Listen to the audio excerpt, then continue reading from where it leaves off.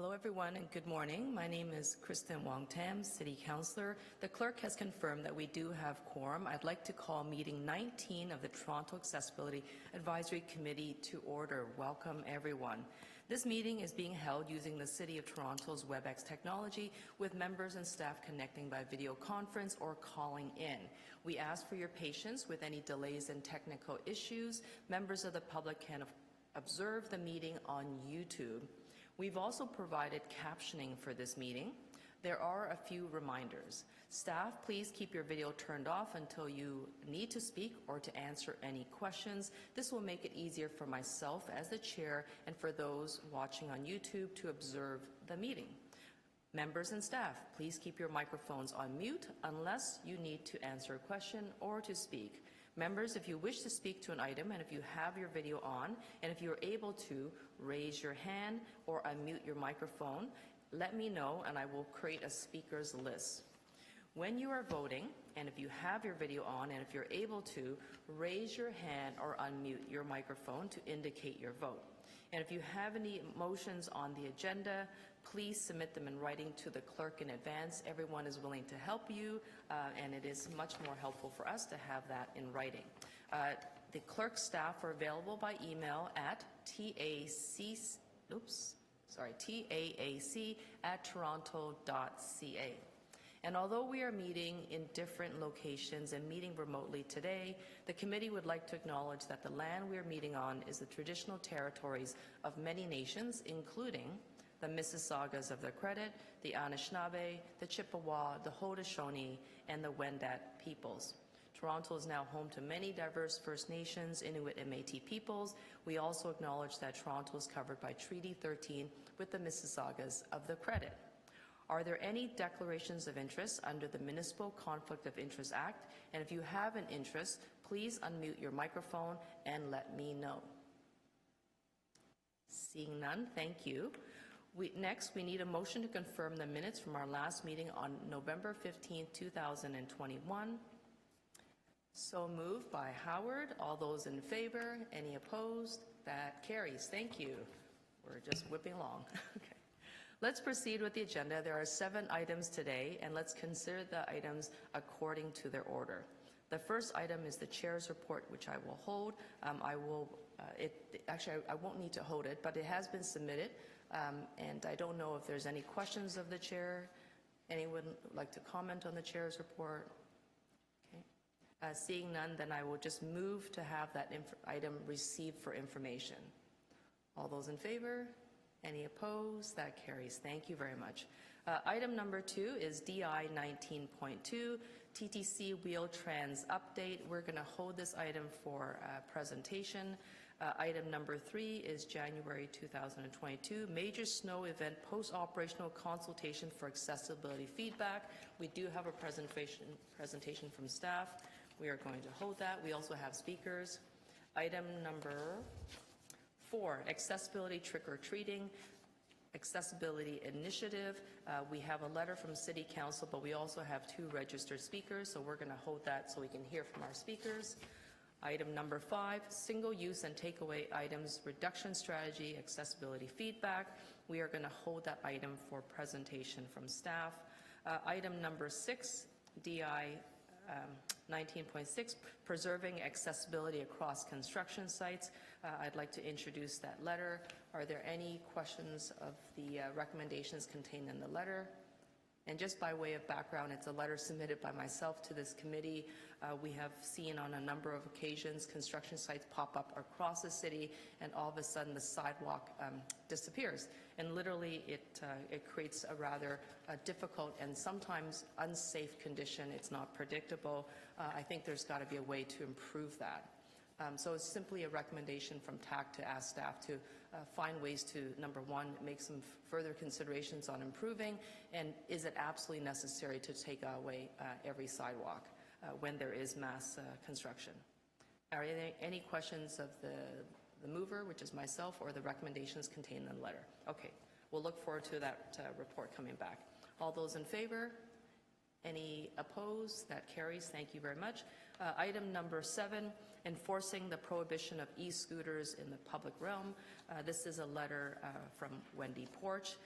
Wendy, would you like to introduce your letter? We do have a speaker, David Lepofsky, so we're probably going to hold that, sorry about that, and we're going to come back to it.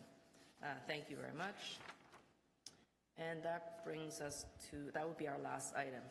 So getting back to the top of the agenda, we're going to hear from Dwayne Geddes.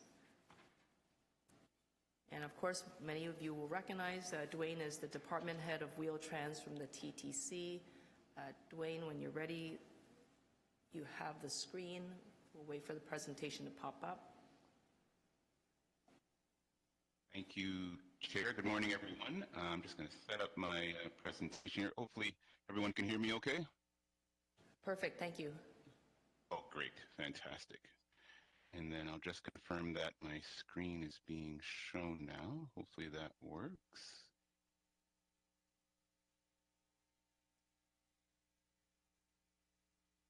Is everyone able to see the screen as well? Fantastic. Thank you so much.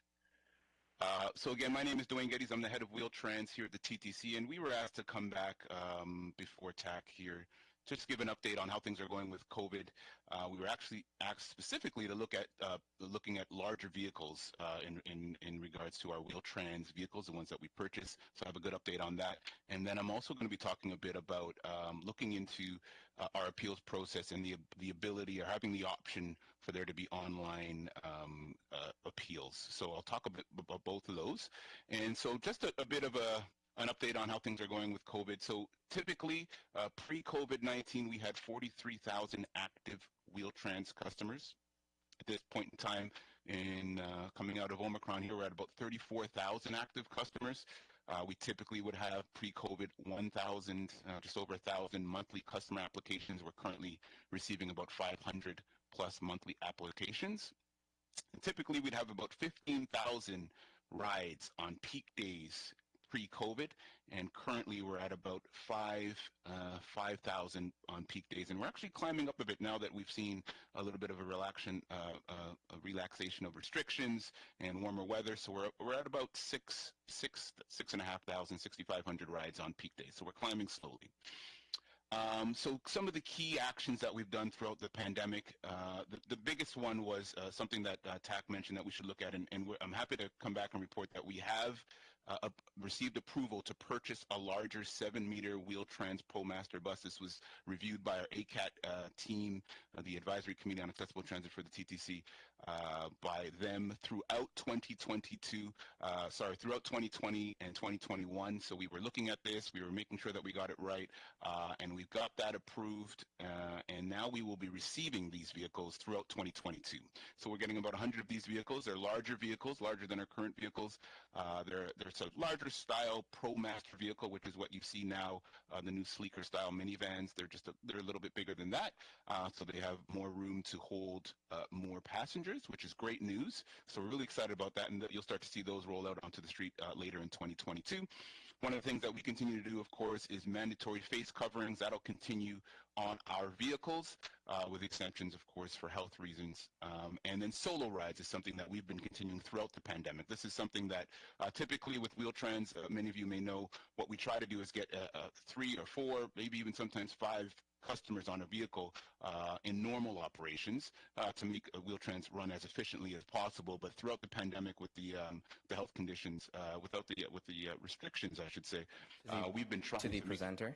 This is the host. I apologize for the interruption. If you could pause for a moment, please, as there seems to be some content overlaying your presentation. That's from our end. Sure. Okay, our screen is clear. Please continue. Thank you. Okay, thank you very much. And then so I'm just finishing off that point on solar rides. That continues throughout, and then as we come out of the pandemic, we will return to ride sharing once the restrictions call for that. And then on the other point that I wanted to update on, this is the last slide here, about the feedback regarding consultation over Skype. So overall, we found feedback regarding the Skype appeals process to be generally against the integration of Skype, and this was after consultations that we conducted in January 2020. Findings indicated that Skype appeals were not something that customers were interested in, and ACAT, the Advisory Committee on Accessible Transit, and our appeals provider were also strongly opposed to using Skype for appeals and found it to be an unsuitable method to properly determine eligibility. And just some of the general feedback that we got there is listed here, and I'll just read out some of them. Some customers do not use a computer or have cognitive disabilities, which become an equity issue when enforcing the use of Skype.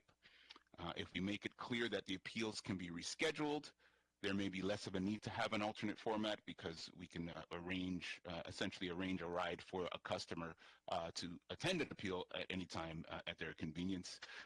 And then the last one was, this would be an injustice to the appeal panel if it is set up to use Skype. Having the appeal process in person and face-to-face increases transparency. So those were some of the comments. What we did do, however, is we put an option in our latest RFP, which is our request for proposal for our provider who provides appeal processes for us. And what we've done is we've ensured that there is an option for those who absolutely, there's no other way that they can have an appeal and they must use Skype. There is an option for our appeals provider to do this. So that kind of covers all bases. It's not going to be mandatory. It's not going to be forced on anyone. But if there is a customer who absolutely says, listen, there's no other way we can do this, we have found a way to make sure that we're completely accessible to that particular individual. So that is actually my update, and I wanted to thank you for allowing me to come and present and inviting me, and I'm free to answer any questions at this time. Dwayne, thank you very much. That was probably the quickest presentation we've seen from TTC thus far. I suspect there are probably a few questions for you.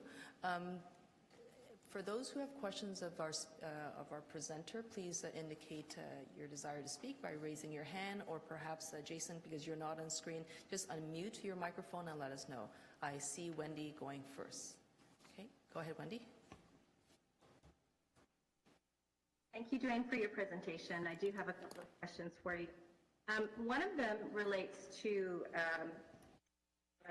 changes that will happen when we come out of the pandemic. And so I'm just wondering, when will that be? What is the criteria that's going to be used to determine when things resume as per normal before the pandemic in terms of the TTC?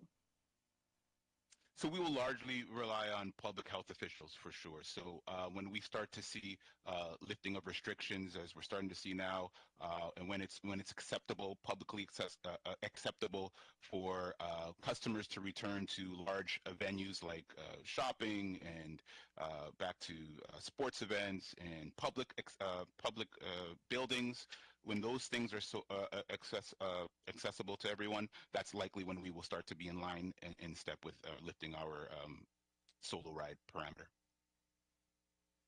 So a number of those things are happening very soon. I think March 1st, there will be a resumption of a number of those kinds of activities. Is that when the TTC is looking for Wheel-Trans to no longer be providing solo rides? Yeah, so we're currently assessing that right now, Wendy. I can tell you that, and so we don't have a date right now, but it's likely going to be in the coming weeks. It'll likely be in March, I would imagine, March or April. But we don't have a date at this point in time. So I have two more questions for you.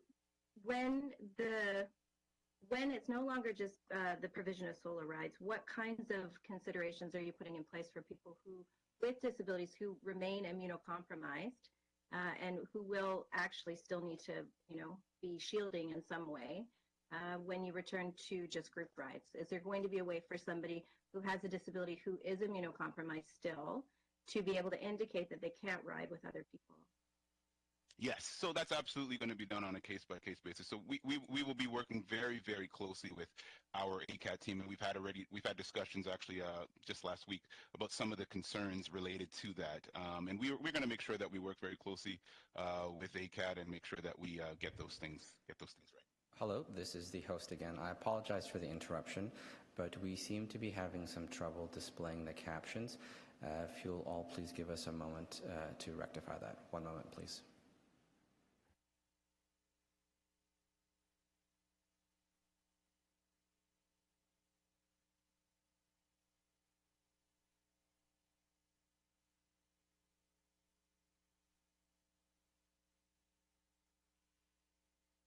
Captions are in the multimedia viewer. I'm not sure we're having a problem. Yes, that's right. But for whatever reason, the multimedia viewer dropped. So we just need to bring that back up. One moment, please. Okay, I can see it on my screen.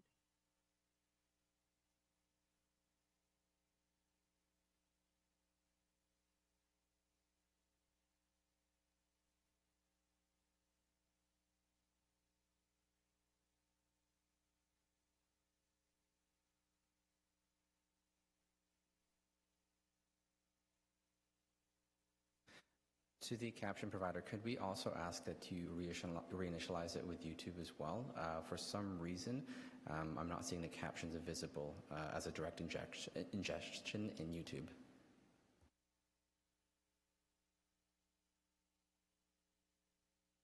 So I can see the captioning. I think you might have changed your layout, but it's they're still coming up in the multimedia viewer, so it's active.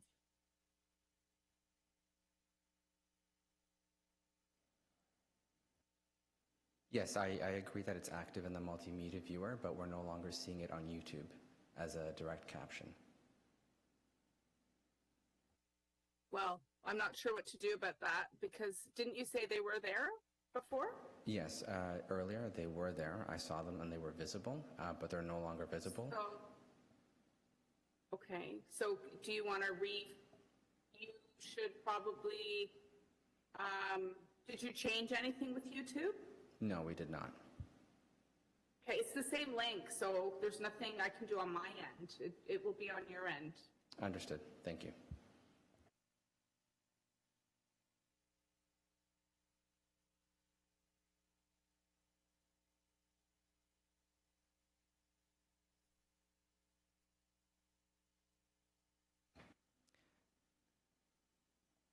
To the chair, we have the captions visible on the multimedia viewer.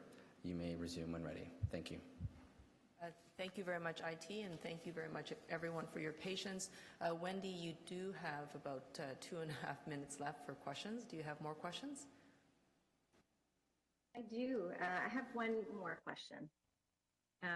So my question is around the appeals process. So I think this committee certainly heard the results of the consultation that you've conducted around whether or not to do appeals by Skype previously, and they were reiterated today. But I guess what I'm wondering about is what exactly is the process for somebody with a disability to request a Skype appeal? And I know you said it has to be, if there's really no other options involved, then you will consider Skype. So can you explain what that process is? What does it mean to determine that there are no other options? Well, it's up to the individual, right? So if the individual, what we'll do is try and work with that particular individual and say, are you able to? Because typically, when a customer applies for Wheel-Trans, it would imply that they're able to use Wheel-Trans, so they're able to transfer, able to navigate the city using Wheel-Trans. So what we try to do is ensure that we provide a trip for them using Wheel-Trans. On our dime, so we'll pick them up whenever they're available, anytime they want to, and transfer and be able to transport them, give them transportation to the appeals site. So typically that will work with most individuals.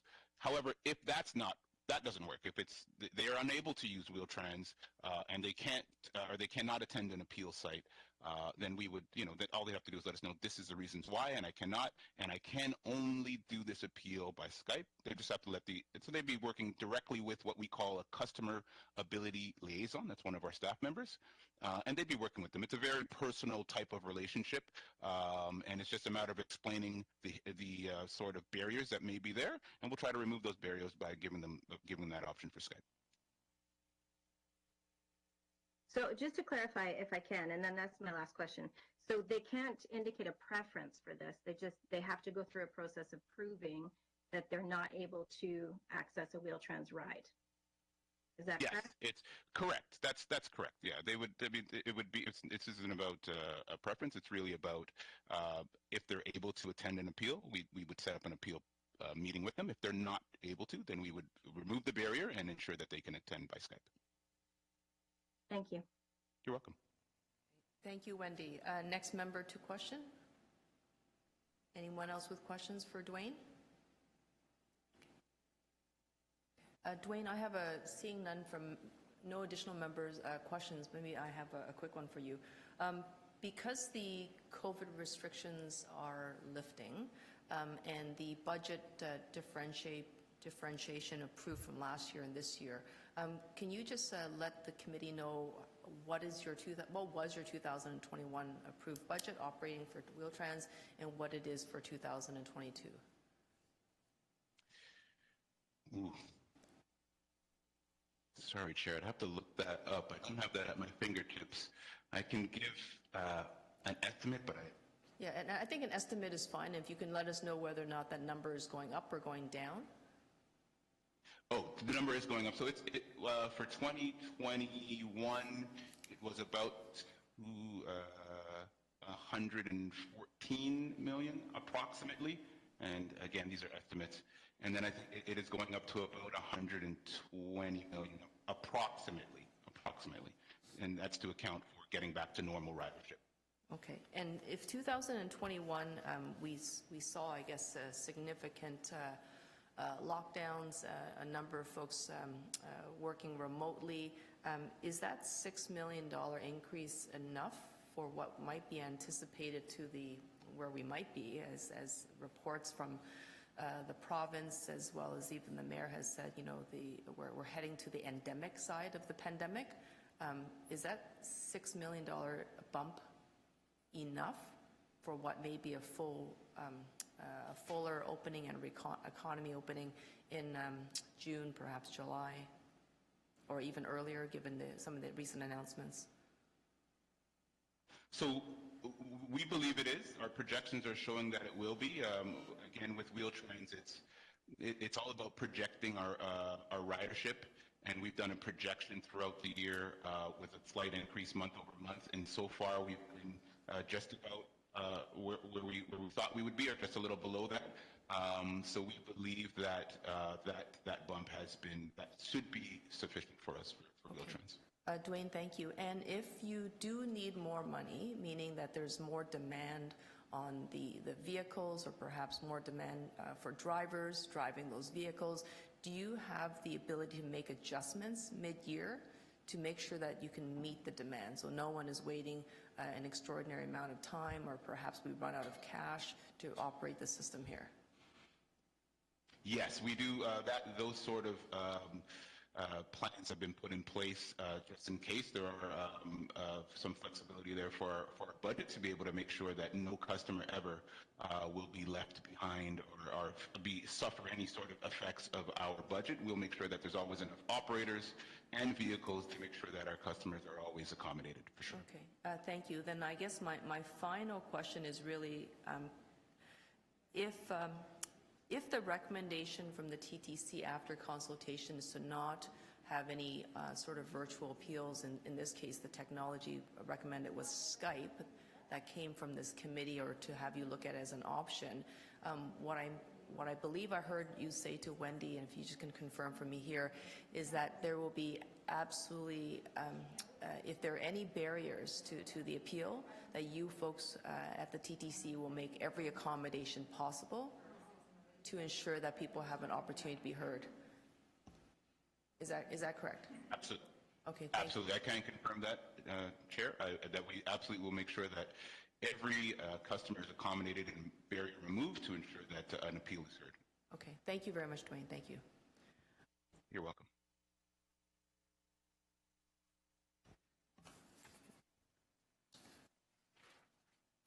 Lana?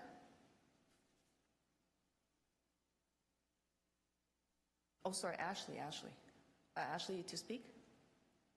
Yes. Or to ask questions? Either one will work. I have a question. Can you hear me? Yes, we can. Yeah, you can hear me. Okay, the question is, Dwayne, with the unprecedented and surprisingly rapid change in the cost of fuel that we are all starting to experience, and evidently, according to the pundits, will be here for the next 6 to 8 months.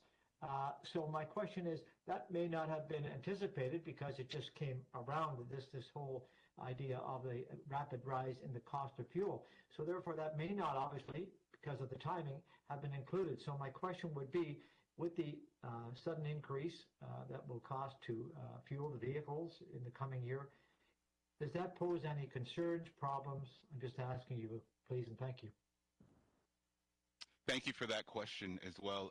And that's a very good question. You know, throughout the year, there are certain things that get kind of thrown at us and may affect the budget one way or another, and fuel will certainly be one of them. Fortunately for us, that won't be an issue in terms of providing our service. We will still be able to do that. There might be a slight increase in terms of our spend, but there is still some contingencies placed in our budget to ensure that we're able to account for all of these things. So we will still be, that won't affect our customer at all. We'll still be able to fuel our vehicles and be able to get out and accommodate every single customer for sure. That's good news. Thank you very much, Dwayne. You're welcome. Thank you. Thank you. Anyone else to speak? Okay. Wendy, go ahead, please. Just in terms of some comments around what we heard today, you know, I think that one of the things that we're seeing generally as a person with a disability, and certainly, you know, from members of the community that we work with, is that the plans for people with disabilities in terms of living with the virus are not very clear. So there are a number of people with disabilities who are going to still, because they're immunocompromised, still have to take, you know, the kinds of actions that we're all taking at the moment, which is wear masks and distance, and we don't seem to have a lot of clarity in terms of what the plans are for when those restrictions drop for this community. And, you know, some of those restrictions can be dropped, will be dropped as of next week. And so when I was asking about the solo rides and when that's going to change and what the plan looks like, I understand, Dwayne, that you're saying that you're working with ACAT on that, but it doesn't sound like there's a lot of details yet.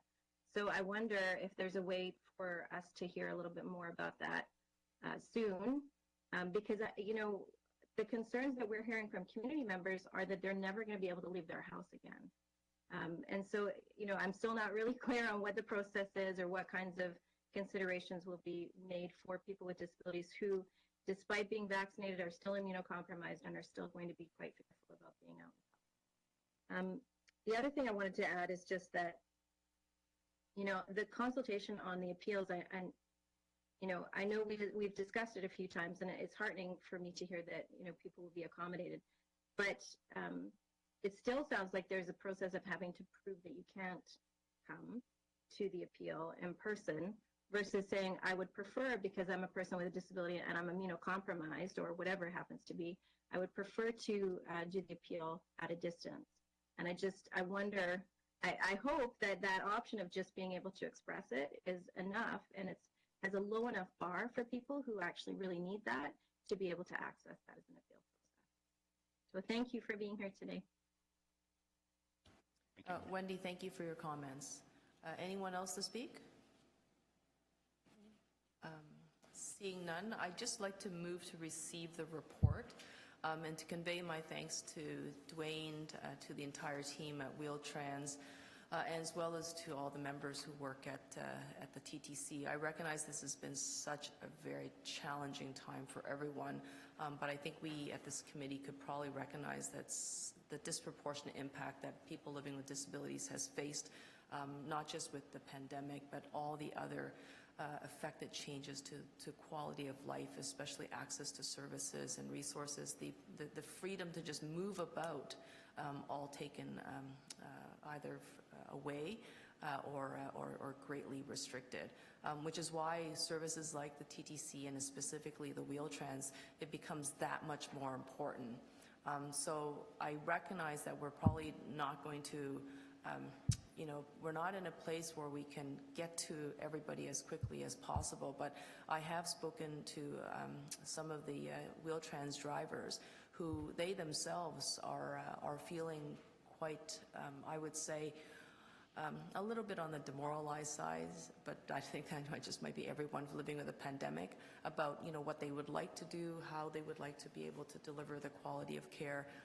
But one thing I'm heartened by is everyone is still very committed in making sure that the system runs effectively and smoothly and trying to meet people where they are. I also recognize that the costs for operating public transit is going up. I think the collective bargaining agreements are almost due soon. or at least we're on the doorstep of that. And I think Ashley raised an excellent point about just the rising cost of fuel, not to mention the fact that we have additional financial burdens with PPE provisions and a real stringent cleaning regimen. All of that was being done at a time where we had no template to work from. And I recognize that this particular report is coming to us largely because of Wendy's great advocacy, who was speaking on behalf of members about, how do we ensure that those who need to have access for appeals are going to be met where they are. And Dwayne, I just want to say I recognize what you've said, that everyone who has access, who needs to have an opportunity to sort of make their case, you'll make every possible accommodation to do that. So thank you for that. That gives me a lot of encouragement. I just want to say thank you on behalf of the committee. Thank you, Chair. I appreciate your kind comments, and everybody for your comments and questions. Really appreciate the opportunity. Okay, thank you. All those in favor of receiving the report? Any opposed? That carries. Thank you for that. Okay, our next item is the major snow event post-operational consultation. This is, of course, the big snowfall that pummeled the City of Toronto in January. We do have some speakers, which we are going to hear from shortly, but at this point in time, I'd like to welcome City staff to deliver their presentation. You'll be hearing from Vince Raza, as well as Jamie Thomas.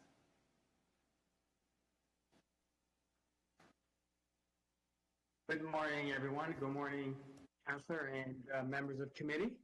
I have with me several of my staff members to support us through this presentation, answer questions. Jamie Thomas, Zaisha Albez.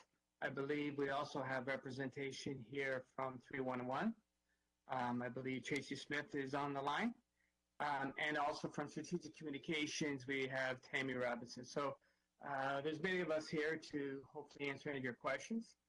And as the councillor indicated, I'm here to give a presentation of the major snow event. And I really like the word that the councillor used, pummeled. That's very accurate in terms of what happened on January the 17th.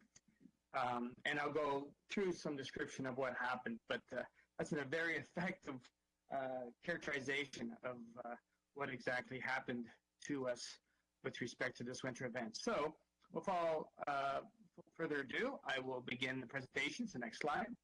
So we have been asked through a recommendation of City Council on February 2nd to attend this meeting, the Toronto Accessibility Advisory Committee meeting, to consult with members before we finalize a major snow event post-operational report to ensure that Toronto remains an accessible city for all, including people with disabilities. So we are going to be reporting back to City Council at the end of March, early April, on a bit of a post-op report, but it'll also have a number of next steps. So it won't be a final report per se with all the answers. There's going to be a need for us to do a number of consultations with many different stakeholders, including yourselves, and that will continue out the year.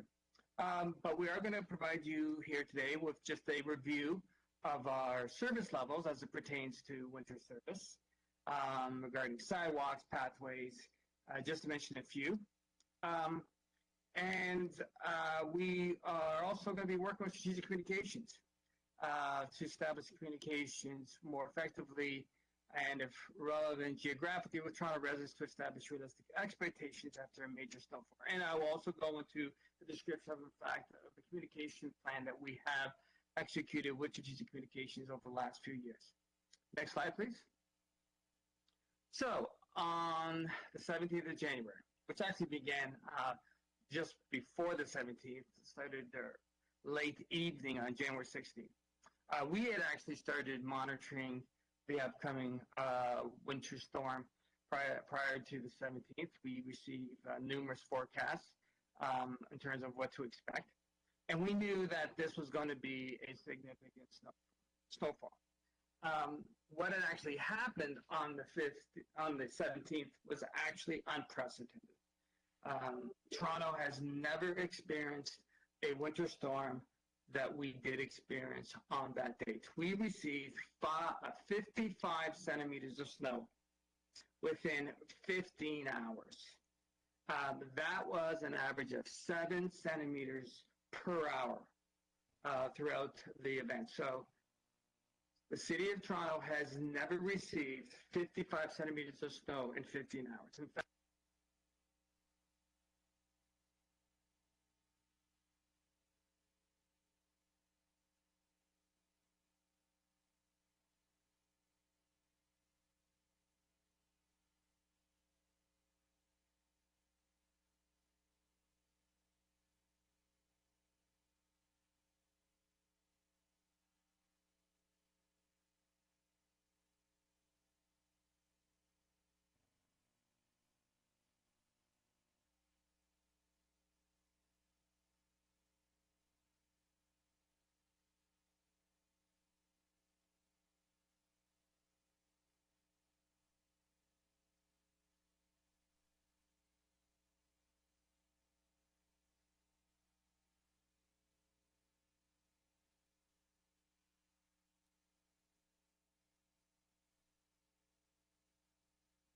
became rather quick and significant. We transitioned immediately to plowing.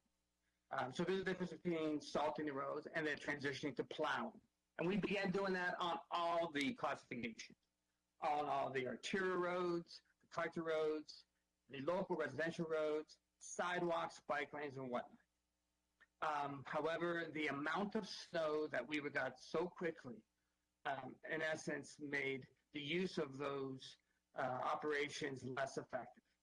We had to declare, and we did that very first day, that evening, a major snow condition by the mayor. And what that does then is it allows us to transition to snow removal, which is different from plowing, immediately. And we began doing that week. And as the word suggests, we had to actually collect the snow off of the roads, off the sidewalks, off of the bicycle lanes and the others as well, other areas, and deliver them to a snow storage site, or referred to as a snow dump. Now, when we began snow removal, we do prioritize certain areas in order to ensure there's safe access for emergency service vehicles, for major transit routes, school zones, transit stops. But one thing we did not stop on, which we continued, was our program for seniors and people with disabilities. And we were removing the snow on the sidewalk in those particular areas. And we started looking at local roads where those addresses were, in fact, on our program. Next slide, please. So when you move over from salting, plowing, and removal in such a short period of time, it does create significant challenges for us. And here's just a whole list. I'm not going to mention them all, but in essence, when you move over to snow removal and the amount of snow that we got, it actually takes significantly a lot more time to remove snow as opposed to plowing. And it beats up our equipment. Our equipment, no matter what it was, whether it was a front-end loader, whether it was a snow blower, whether it was a bicycle lane machine, a road machine, so it doesn't matter. They all got beaten up because of the amount of snow. And that's just the intensity of that particular event. As I mentioned, traditional practices of plowing no longer becomes effective when you have this much snow and so strongly in such a short period of time. And thus we had to move over to removal. The other thing about this particular event is that it was extremely cold. We did not get any thawing. The weather stayed extremely cold, and as a result, the snow essentially became blocks of ice. And that took a beating on our equipment, but also took so much longer to do the removal. And we actually, on occasion, had to remove the snow manually. Like, literally, we had people manually clearing the snow, and that just took so much time as a result. We did not want to cause any damage on our street furniture, on the bicycle lanes. Those would be the flex posts. So we had to be very careful, cognizant that this heavy equipment can cause damage very slowly as a result. And the other thing is that we had to do multiple rounds. It wasn't just done on one particular occasion. We had to keep going back to that particular area as we did the work. And then the other thing is why we had to do snow removal is because specifically in many parts of the city, as that there just isn't a capacity on the right-of-way to store snow. You have some in the suburbs, whether it be in Etobicoke or Scarborough or North York, where you have large parcels of land, boulevards, where you can store snow, but for the most part, it doesn't exist. And as a result, that's why we had to transition to snow removal. Next slide, please. Now, there was questions about communications. The one thing I just want to say at the very beginning is that we have started a communications education campaign, and we did that 3 years ago. And it's a multimedia campaign which involves transit shelter ads, which involves radio spots, which involves websites, social media, but also mail outs or mailers as they're referred to, where each resident gets a summary, like a pamphlet of all the winter services that we provide, when we do it, how we do it, and where we do it. Okay, so we have been doing this, or we just started doing this about in 2020. We recognize that it's going to take some time, and we're going to continue to communicate with respect to service levels and expectations over a number of years. But this particular event, we did 17 media bulletins. We provided counselors with bulletins on a regular basis, multiple news releases. Myself and my general manager, Barbara Gray, did multimedia events where we provided daily updates. And of course, there's also our Plow TO site on our website, which tracks where a plow or a salter is with respect to their operations. Next slide, please. So in terms of the service levels that we have service levels that apply to 4 different types of snowfalls. And those snowfalls range from 1 to 5 centimeters, which is the first type. The second type ranges from 5 to 15 centimeters. The third type ranges from 15 to 25 centimeters. And the fourth type simply says over 25 centimeters. And each one of these service levels describes when we go out with our equipment and generally how long it takes. We do not have a service level for a 55 centimeter event. That is something that we understand needs to happen, and we need to communicate and consult with the industry, with various stakeholders on what a storm of this unprecedented event would look like when it comes to service levels. So we actually at the city do not have a service level for an event that we experienced on the 17th. And that's something that we definitely need to work on. Next slide, please. So we have all our service levels on our website, but here's just the service levels as it pertains to sidewalks. And we now attend to sidewalks between the months of December and March at 2 centimeters. So every sidewalk that can be cleared mechanically, we go out and we start salting and plowing at 2 centimeters across the city. And then with respect to the 4 different types of storms, as I just mentioned, it merely talks about how many rounds of salt or plows that we would do, okay? So this is our current service level. It's going to change next winter season. As I said, it's December to March. I'm going to advance that to November, starting in November 2022. And we're going to extend that into early April as well, recognizing that we're getting winter events earlier this year or throughout a winter season and later in a winter season.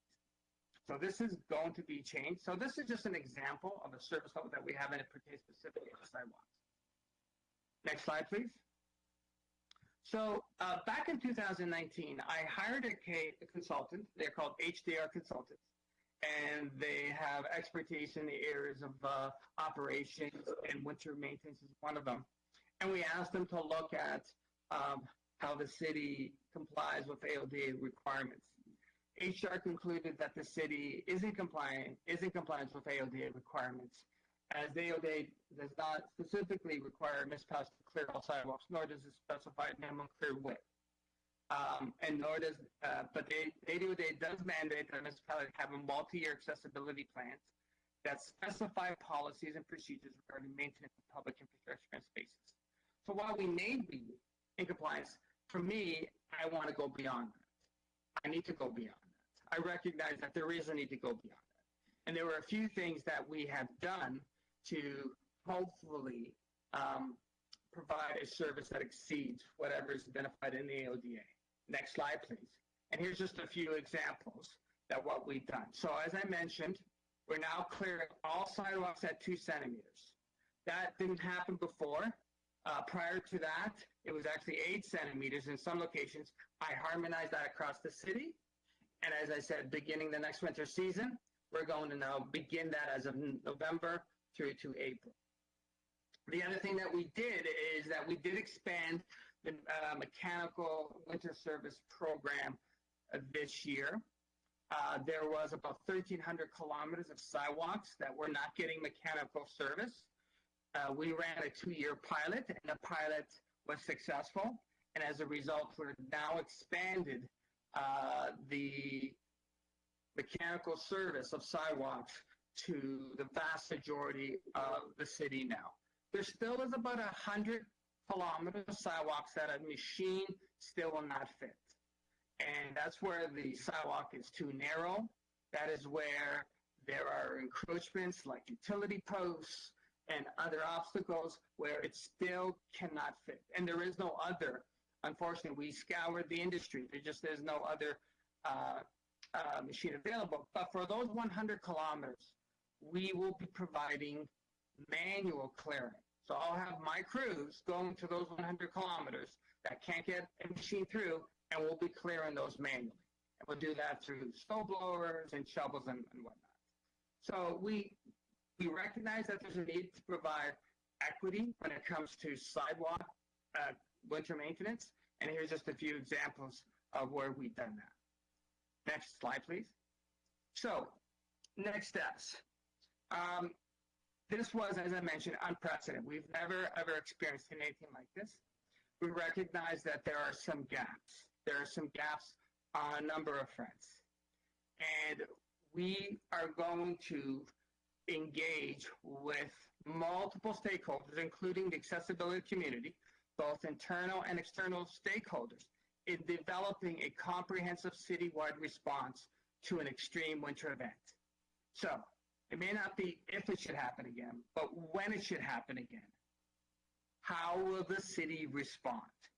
How will we be able to hopefully address the needs of those with disabilities or accessibility issues so that the problems, the issues that they experienced in this last storm can be, if not resolved, mitigated. And we have some ideas. We're going to be working with our colleagues in social development, finance, and administration, who have a lot more experience in working with stakeholders and within this community than we do, Consultation, and we're going to be engaging with them. And we're going to solicit how we, in fact, can work together to address the needs and the issues when you have an extreme winter event. As I mentioned, we don't have a service level for extreme winter events. We need to develop one. We're going to have to consult with our winter maintenance contractors in terms of how we smoothly transition from one operation to another. As I mentioned, we went from brining, salting, plowing to removal within days, but recognizing, is there a better way? And is there a more time-efficient way? And then the last thing, communication needs and protocols. with 311, strategic communications, understanding what are the expectations of residents when it comes to an event of this size. And that's something that we will explore and see how, in fact, we can meet those expectations through our communications. So it's going to be an ongoing effort over the next few months. We need to develop a citywide response plan for extreme winter events. I believe that's the end of my presentation, and I'm happy to answer any questions if I may. Vince, thank you very much for your presentation, and I suspect there will be some questions for you. I'm just going to turn to the members. If I can see hands up, or perhaps if you can unmute your microphone, let me know that you'd like to ask questions. I recognize Jason Masili first, then Wendy Porch, and Ashley Malloy. Jason, please go ahead. Thank you, Chair, and thank you for your presentation. It was very informative, and I'm glad that you recognize there are some gaps that have to be filled in. My question is, apart from the obvious snow accumulation itself, the other challenge I think exists for folks with mobility impairments are the challenges of, and you mentioned it a little bit in your presentation, the ice that's left over. You mentioned how it got really cold and the snow turned to ice and whatnot. The ice lasted for several days after the snow was removed. What plans and protocols do you have in place to do follow-up ice removal after the snow is actually cleared? Thank you. Thank you. Through the chair, that's an excellent question. And that's one of those areas where I believe there is a need for us to do follow-up inspections, follow-up applications. So recognizing that there was no thaw, it was just constantly cold. There seems to have been a need for us to go back and perhaps doing some further salting. And at certain times, the salting is effective only at certain temperatures, however. We are, in fact, working with Ryerson University and looking at a salt management plan and how we can effectively address icing when the temperature exceeds a certain temperature. And after a certain temperature, salt is not as effective. Now, our sidewalk machines, when we go out, we have the blade down, but we also salt as well. We do both at the same time. But I think what you're asking is exactly when it gets so cold, what can we do beyond that? And that's an excellent question. We are looking at alternatives. Are there alternatives in the marketplace, in the industry, other than salt? Sand has been suggested, but sand doesn't melt. Sand acts more as traction and actually creates other environmental issues. But that's a good point that you raised, that in fact we need to look at, not just after we finish removal, but do we need to go back and do further application, whether it be salting or some other form? And I think that needs to be put into our service level. So I agree that there's a need for that. The service level has to expand way beyond just trying to remove the snow. Thank you. Jason, do you have a follow-up question? We could also have second rounds of questions. I know this is a big issue for the committee. No, thank you. If you would sort of think about that in your plans, that not just the snow removal, it's what after the fact, if the weather does continue to be very cold, it moves, but there are other challenge barriers that are presented after the snow. So I just wanted to. Okay, Jason, thank you. Yeah, Jason, thank you. Before we go back to the committee members, I recognize I had inadvertently bumped our speaker. We do have one public speaker on the item.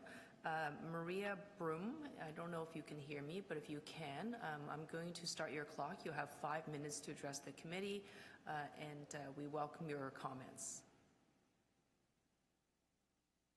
Good morning. Thank you, everybody. I appreciate Oh, Maria, I'm sorry. This is Councillor Wong Tam, the chair. Your audio is coming very soft for us in the committee room. I'm not sure if that's the case for those in the virtual meeting. If you can just lean into your microphone perhaps and just speak a little bit louder, please. Sure. Unfortunately, I only do it from the room that I'm in, and I'm on my phone. So I wanted to thank everybody for the opportunity to come here. And I am coming from firsthand experience. So I like to start off by saying that mobility changes everything. And I am in Ward 9, Councillor Byloun's ward, and I've been dealing with the issues that I'm going to speak about that I can trace back by email from 2010, and including the time that we're talking about right now and last week's snowstorm, the secondary one. So, and I come with a solution that costs no money, and I'm hoping that the committee will, in the report, suggest it to the City of Toronto.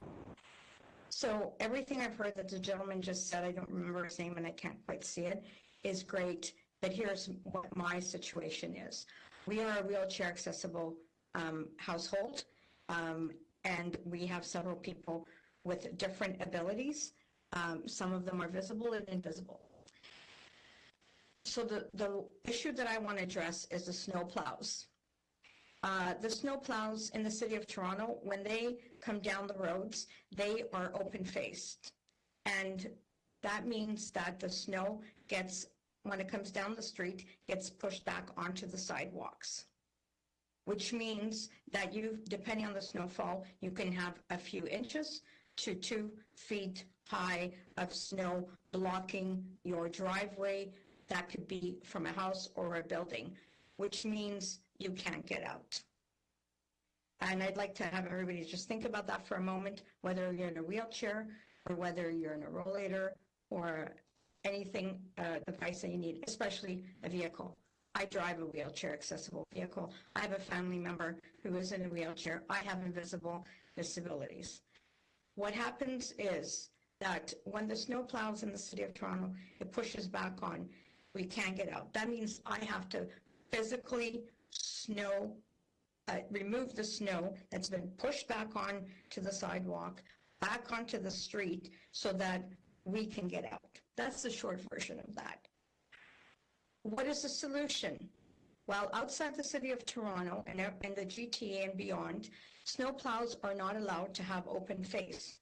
Every snow plow, whether it be big or small, has the ability to change their blades. And in other municipalities like Caledon, Mississauga, Brampton, and elsewhere, their snow plows have the blades that turn inwards a bit, which pushes the snow forward when they're pushing it down or up the street, so that no snow falls onto the sidewalk or onto somebody's driveway.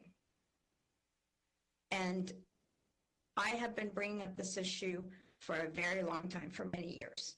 It is extremely difficult as it is with people with different abilities, disabilities, whatever people would like to say, and then to have to re-clear the sidewalk is extremely difficult. I would also like to tell you, I have new neighbors that have bought some of the houses along our street, and a lot of them don't clean the sidewalks. Why? Because they'll say to me, Maria, what for? The city plows are just going to push the snow right back onto the sidewalk. I'd like people to think about that. That's part one. Part two is probably going to be contentious, because I understand we have 311 with us right now. So when I have called 311 over the years, including this year, some of the staff tell me, number one, that they cannot take any complaints or concerns about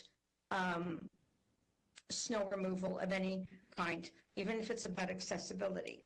And when I pushed this year and last year to ask why, I was told, and I'm happy to have anybody pull my calls that I made if they want to hear it, that Transportation Services has ordered them not to take calls.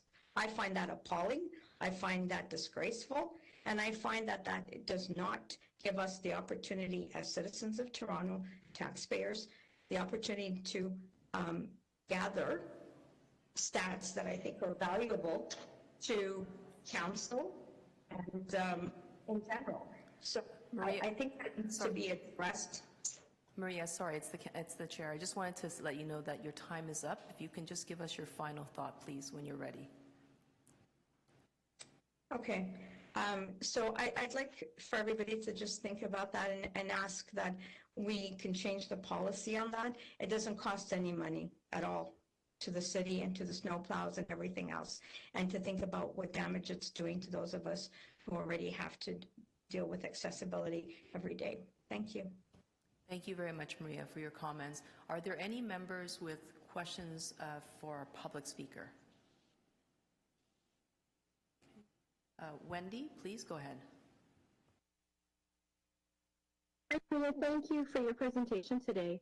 I just wanted to clarify, I wanted to ask if you could clarify for us. So it sounded to me like there are a couple of issues here. So one of them is the open face snowplows, and you're making a recommendation around the snowplows blades not being open face. And the second piece was related to whether or not 311 could take calls related to transportation. Could you just clarify that a little bit more for me, the second piece in particular? Yeah, the 311, when I've called, especially during that particular snowstorm, I also just wanted to say that I've been doing, and even takes up a lot of my time as a caregiver and a few other things. I also called the counselor's office so that it's documented. But when I called 311 over the years, and especially around this particular time slot, the January snowfall, several times, I was told that they cannot take any calls, concerns, or requests about snow removal or accessibility issues. And when I pressed hard for why, I was told that they were ordered by transportation services not to take any calls. And a few of the 311 staff suggested that maybe I call 24 hours later or even a day or two later. Thank you. Do you have a follow-up question, Wendy? No? Okay, thank you. Anyone else for questions of the speaker? Seeing none. Maria, thank you very much for your time. We appreciate you taking the opportunity to share your thoughts and experiences with us. It's incredibly valuable. I'm going to go back to our speakers list. Questions for staff. Wendy, you were next. Thank you, Councillor Wong-Tam, and thank you for your presentation today as well. I had a couple of questions, one of which relates to the Seniors and Persons with Disabilities program. So I saw that referenced in your presentation, but I don't really understand what the program is or how it works. So I wonder if you could provide us with a little bit more information about that. In particular, I'm wondering about how determinations are made about kind of locating people with disabilities in the city or seniors in the city. So if you could give me a little bit more information about that program, I'd appreciate it. Certainly, yeah.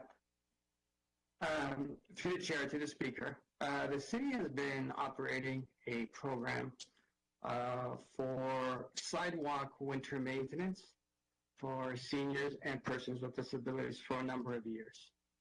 And that's where staff would manually clear the sidewalk abutting their home whenever there was a winter event.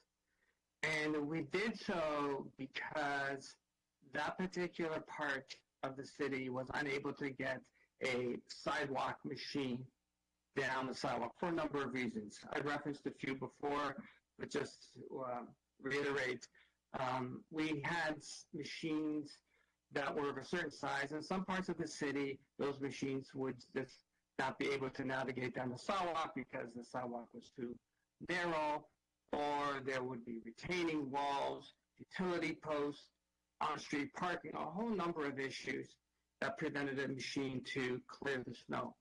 So for seniors and persons with disabilities, we offered manual clearing. Now, over the years, as we expanded the mechanical sidewalk program, we are now able to get through with a machine.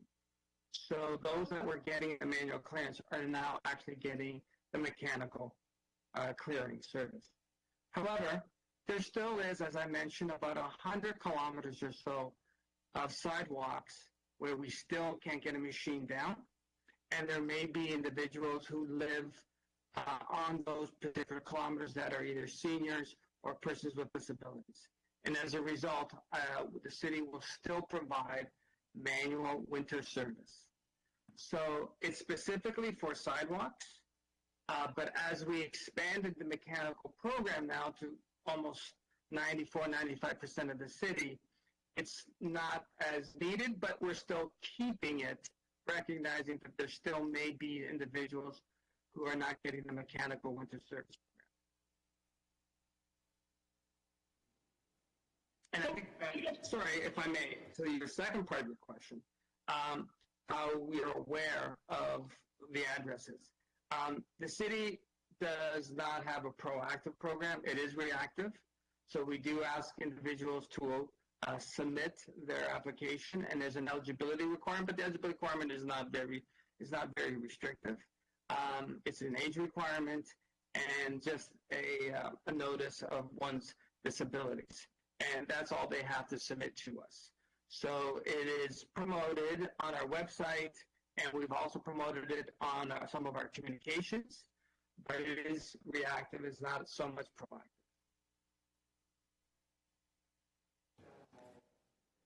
Thank you, Vincent. So can I just clarify? You had said that the application requires somebody to say their age and their disability, or is there age or disability? Age or, yeah, it doesn't necessarily have to be both, yes. Okay. And so can I ask, just in light of the caller, Maria's comments about the programs and about snow clearing, one of the things that I heard there is that there is maybe a bit of a disconnect between what happens in terms of the streets being plowed and then the impact on sidewalks. And so do those two parts of the program, and I realize it's a massive operation, and certainly I realize that was an unprecedented snowfall that we had. But do the two parts of the program, in terms of snow clearing, speak to each other? Do they communicate about that? Because certainly the kinds of concerns that Maria is raising are not concerns, they are concerns that I've heard before, that people with disabilities are very disadvantaged after the roads are cleared because they also can't get out of their own houses because of this knock-on impact. So, and then the second part of that question is, in terms of the callers, Maria's presentation around who to contact in the event of that happening, I wonder if you could just speak to that piece as well. Sure. I'll deal with that first, and then I'll deal with the conflict between the plowing operations. The city does receive and accept calls for 2311, and we refer to them as service requests for winter maintenance, including snow removal. But we do so after a blackout period is lifted. So the blackout period begins literally as the snow begins to fall and we begin our activations. We put a blackout period in effect because we would like at least our equipment, our contractors, to at least get one pass through. So someone may be calling and asking, you didn't clear my sidewalk or you didn't clear my road, when in eventuality, it's still yet to be serviced, and it will be serviced. So we simply provide a blackout period to allow our contractors to, in fact, be able to complete their beats. And that'll vary based on each winter event. But we do lift that blackout period, and it could range anywhere from 18 hours to 24 hours after an event. But we do lift it, and when we do accept and want service requests because it helps us actually understand where there might be some outstanding issues. There might still be a need for us to return to a site to do further work, or perhaps we may have missed a site, and that has happened on occasion where a contractor either missed a road or a sidewalk, or they attempted to go down a road, but because of parked vehicles or other obstructions, they were unable to make it through. Thus, they had to continue on with the beats and then have to go back. So we have a blackout period. The blackout period extends for a period of time. It is lifted, and at that point, we receive all calls, and we encourage calls. In fact, throughout the January 17th event, myself and my general manager, Barbara Gray, were encouraging residents to call 311 or to connect with 301 so that we can understand where the issues may be. So I'll leave it at that. I don't know if there's anything else from my staff, Jamie, or there's 301 staff also on the call if they would like to elaborate based on what I just said. Thank you. Are there any comments from Jamie? Nope, I think Vince captured what the blackout period is. And again, it depends on the length of the response. So if we're out operating our equipment, sidewalks, for example, can take 12 to 16 hours in a normal storm. And I'm hearing a lot of feedback. Do you guys hear that as well? I'm not sure what that is. I apologize. Sorry, Jamie, that might have been my microphone. I'm turning it off now. Go ahead. Oh, okay. Thank you, Councillor. Yeah, so as Vince said, when we have the blackout period, the purpose of it is so that we can allow the equipment to do its job, and then we can open up the 311 SR so we can truly investigate the areas that were missed. The concern is if we don't have a blackout period and we get, let's say, 5,000, 10,000 SRs right at the beginning of our operations, that'll tie up staff time, that'll tie up our resources going to investigate these locations where if we held the SRs for 12 or 24 hours, the equipment that we do have out will be able to clear those locations. And so a lot of the calls that I got, I received several calls as well during the course of our January 16 storm and the 2 events afterwards. People are concerned, like, why is this not happening or that not happening? And a lot of the times when we say, just be patient, let the equipment do its job, I'll get a call back later saying, okay, yeah, they came back. You know, my driveway window was open, my sidewalk was cleared, the salter did come by, the plow did come by. And so it's just to make sure that we are able to deliver our services, focusing on delivering the services before we take SRs for any potential missed locations. Thank you, Jamie, for that clarification. Our next person to question would be Ashley, and then following Ashley, if I can get an indication of member hands who would like to ask questions. Okay, go ahead, Ashley, you're next. Bonjour, Vince. Merci for votre présentation. It was very insightful, and I liked that it was data informed, so there was statistics and there was particular points, which makes it simpler to understand for those of us who are not in your position. My question is, with regards to the salting and the enormous amount of snow that obviously had to be disposed of, my question would be, what are you doing to address environmental concerns? Because we know, the salt. I'm just wondering about how is it processed to reference or to protect, I guess, environmental concerns in the disposal of the salt as it melts in the snow, mixed with the snow. Thank you. Certainly. So first thing I just want to say with respect to salt application, we do have a salt management plan, which we are obliged to do so in compliance with federal regulation. And in that salt management plan, we discuss and deal with multiple issues, as you mentioned, how we are able to control the environmental impacts as a result of applying salt. A few things that we do is we do have automated salt spreaders, which we're able to calibrate at a specific rate so that the application of the salt is done consistently, but done only as much as we need it to be applied. So we can control the amounts of salt that actually gets applied, and we do so by setting or by controlling the salt spreaders.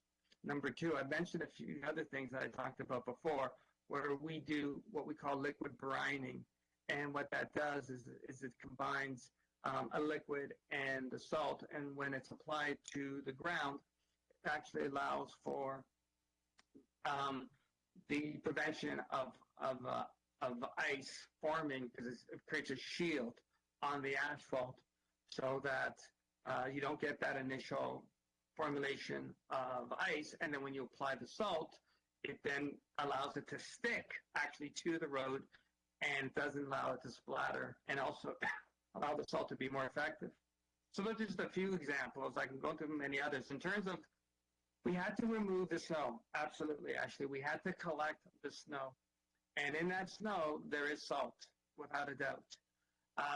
The salt is delivered to specific locations across the city, which we have. We call them snow storage sites. And at those snow storage sites, we try to have environmental mitigation procedures.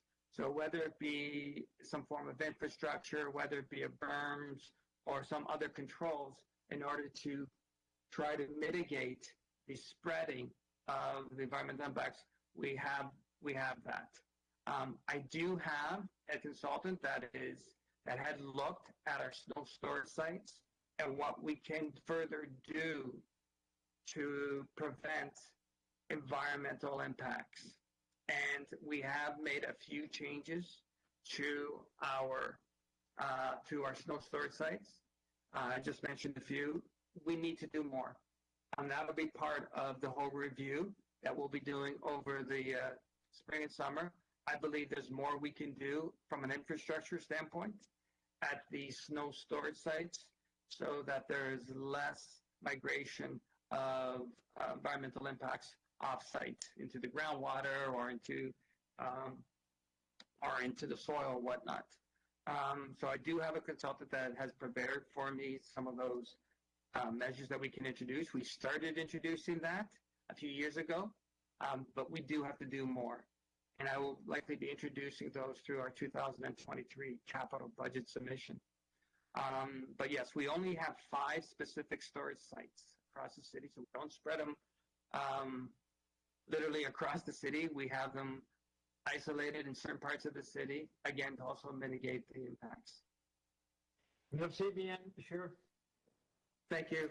Thank you very much, Ashley. Anyone else with questions of staff? Luke, I see that you've turned your video on, so do you have a question? Go ahead, please, and then went back to Wendy.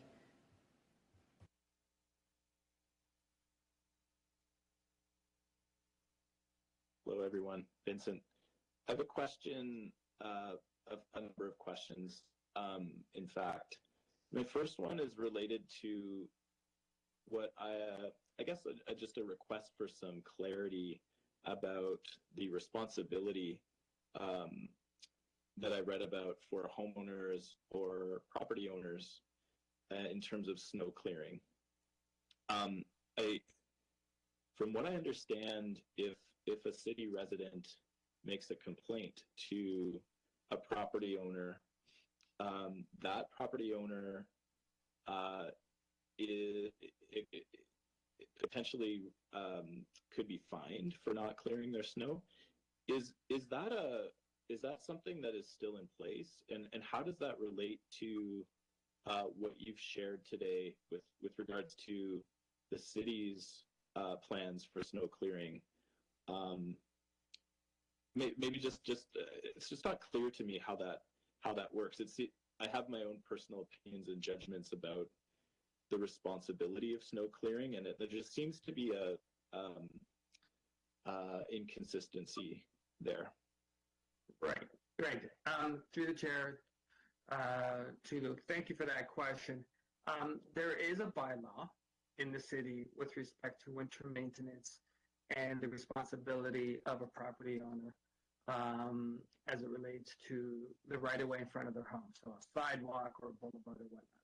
But yes, there still is a bylaw, and the bylaw does indicate that there is a certain level of responsibility for the individual to maintain that portion of the property or the right-of-way. As I mentioned before, we do clear out the snow at 2 centimeters. So I will go out as soon as I get 2 centimeters and I'll start clearing the snow on the sidewalks. But there are occasions where we don't get 2 centimeters in the city. We'll get a snowfall, or we'll get a situation where you'll get freezing rain and it creates icy surfaces. So there still is a responsibility in those cases for the homeowner, property owner, to in fact maintain the sidewalk, whether it be applying salt or whether it be some other type of winter service. There still is that responsibility. And the bylaw is still in effect. It's still there. With respect to fines and notices, I don't have anybody here from permits and enforcement, but yes, I understand that you could lodge a complaint and that complaint would be investigated by our staff to then determine what the appropriate measures would be. Usually there's a progression involved where there'd be some education involved. There'd be a request for the work, for any type of work to be done within a period of time before consideration of a fine is applied. So it's usually a progressive approach that's involved to help everyone understand what their obligations are under the bylaw. Luke, do you have a follow-up question? Yeah, is that bylaw, as the city amps up their intentions to build out their arsenal of machinery to accommodate narrower sidewalk widths and hand removal, is that a bylaw that you foresee existing for ever? It just seems like I guess I just question why a homeowner or property owner is responsible for snow removal on public property. I mean, it's great. It's like a way that a community can rally together and support neighbors and those needing access to the sidewalk and in a timely way, and not waiting for the city to remove it. But there's just a I don't know, there's a bit of a glitch that I feel inside around the responsibility of maintaining public property. Certainly. So yes, the bylaw is still in effect and will likely still be in effect, and it's in effect based on the service levels. So the sidewalk service levels at the moment is for me to activate at 2 centimeters of snow accumulation between December and March. I am going to be expanding the timeline, but the 2 centimeter accumulation will likely still remain in effect. So based on that service level, there still may be a need for a homeowner to go out and apply some salt during freezing rain, because under the service levels, I would not be activating my equipment. Or when there's only 1 centimeter of snow, when there's a light dusting, or in fact there is some flurries that does not account for 2 centimeters accumulation. So the bylaw does reflect the service levels that exist. And there's also just the understanding that a property owner is responsible for a portion of the right-of-way that abuts their home throughout the entire year, winter, spring, summer, and fall. And that exists within our bylaw. So that's why there's that expectation for someone to cut the grass on a boulevard that's in front of their home. That's also there. It's in a bylaw. Similar idea, but it's there to be consistent with our service level. And our service level begins at 2 centimeters snow accumulation. Thank you. Thank you, Luke. Going back to Wendy, we're just going to begin our second round of questions. Anyone else besides Wendy for a second round? Okay, we'll start with Wendy. Thank you, Councillor. Vincent, and I apologize if you did discuss this and I missed it, but the connection between the sidewalks and the street plowing. So could you just explain that to me? Because the reason I'm asking, I'm coming back to the perspective that Maria shared with us, which is not an uncommon perspective. So it sounds a little bit like there is an expectation for somebody like Maria that this can happen, that, you know, when the roads are plowed, that they can, the snow can be pushed up into the sidewalk. And if you if you had an urgent need to leave your home, then you're going to have to get out there and clear it, because there is no mechanism for stating that you have an urgent service need. So if you could just clarify that for me, I'd appreciate it. Thank you. Certainly, Wendy, and no need to apologize, because no, I did not answer that question. I did remember, and I'm glad you brought it up again, so thank you. There is an existing conflict, absolutely. And that conflict exists for a variety of reasons.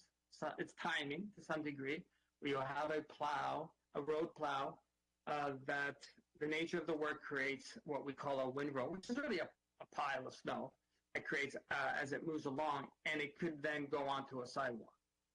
And some parts of the city that is more prevalent than others, because there's just no storage capacity for that road plow to place that pile of snow. You have a sidewalk, and then literally right adjacent to that sidewalk, you have the road, where in other parts of the city, there might be a boulevard or some other storage area to put the snow. But when you have a situation where a sidewalk literally abuts a street, it's called what we technically refer to as a monolithic sidewalk, that's where you have these type of problems and challenges. And so you'll have a road plow come in and literally push the snow closer to the curb, but because there's no space, it'll go onto the sidewalk. But conversely, you might then have that sidewalk machine run down and push that snow back onto the road. So there is that conflict that exists without a doubt. And that's where we have been engaging our contractors to try to work together over the last few years to try to avoid that. Having said that, we believe we've resolved that for the new winter maintenance contracts. The new winter maintenance contracts, which begin in November of 2022, I've now awarded the contract so that it is the same company that is plowing the road is plowing the sidewalk. They're no longer two different companies. They're no longer two different companies that are conflicting with each other on scheduling. It's the same company. And hopefully this will ensure that they will schedule their operations in a way that will minimize this type of conflict. So if I may, I've now been hired to clear snow in a part of downtown Toronto, a zone. And now I've been hired to clear the snow on the roads, both the arterials, collectors, and the local roads, the bicycle lanes, the sidewalks, the laneways, everything I am now responsible for.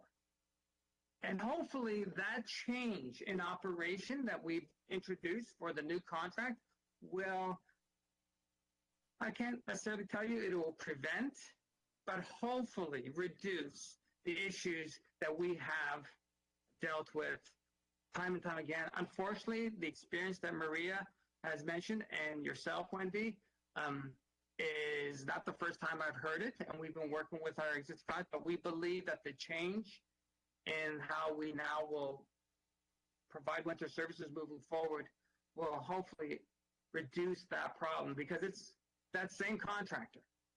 And now I'll tell that same contractor to go back and fix it. If he did not make that correction, I'm telling him he's got to go fix it. Vince, thank you. I just want to recognize time. If we can just keep those answers succinct to the actual question, that would be great. Thank you. Wendy, any other questions from yourself? I do. I have one follow-up, and I just to recognize, as you said, Counselor, this is a big issue for our community. That's why we are definitely spending a lot of time on it. So I appreciate the opportunity to ask another question, and it has to do with urgent service requests. So is there an opportunity to revisit or to think about, or perhaps you could provide some more information around the situation that Maria is describing, which is essentially where somebody is a little bit stranded, right? So they're not able to get out because they're not able to manually remove the snow. So is there some opportunity to improve that situation so that folks like Maria and certainly people that I work with are not left in their house just waiting? Yes, the short answer is yes, there's a need for us to deal with escalated calls and how to process those escalated calls in a timely manner. And that's something that we do want to consult with yourselves, this group, and others within the accessibility community to how we can quickly and effectively deal with escalated service requests when it deals with issues about mobility, but not being homebound. Absolutely. Those are very important for us. Okay. Thank you very much. Anyone else with questions for Vince? Okay. I don't see another hand up. Vince, I have a couple of quick questions for you. I hope they're quick.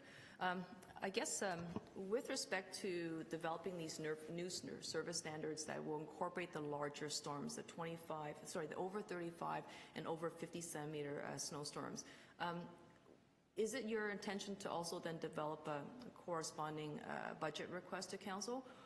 Because I believe that the contract was sort of approved within a multi-year framework for 2023 and onward.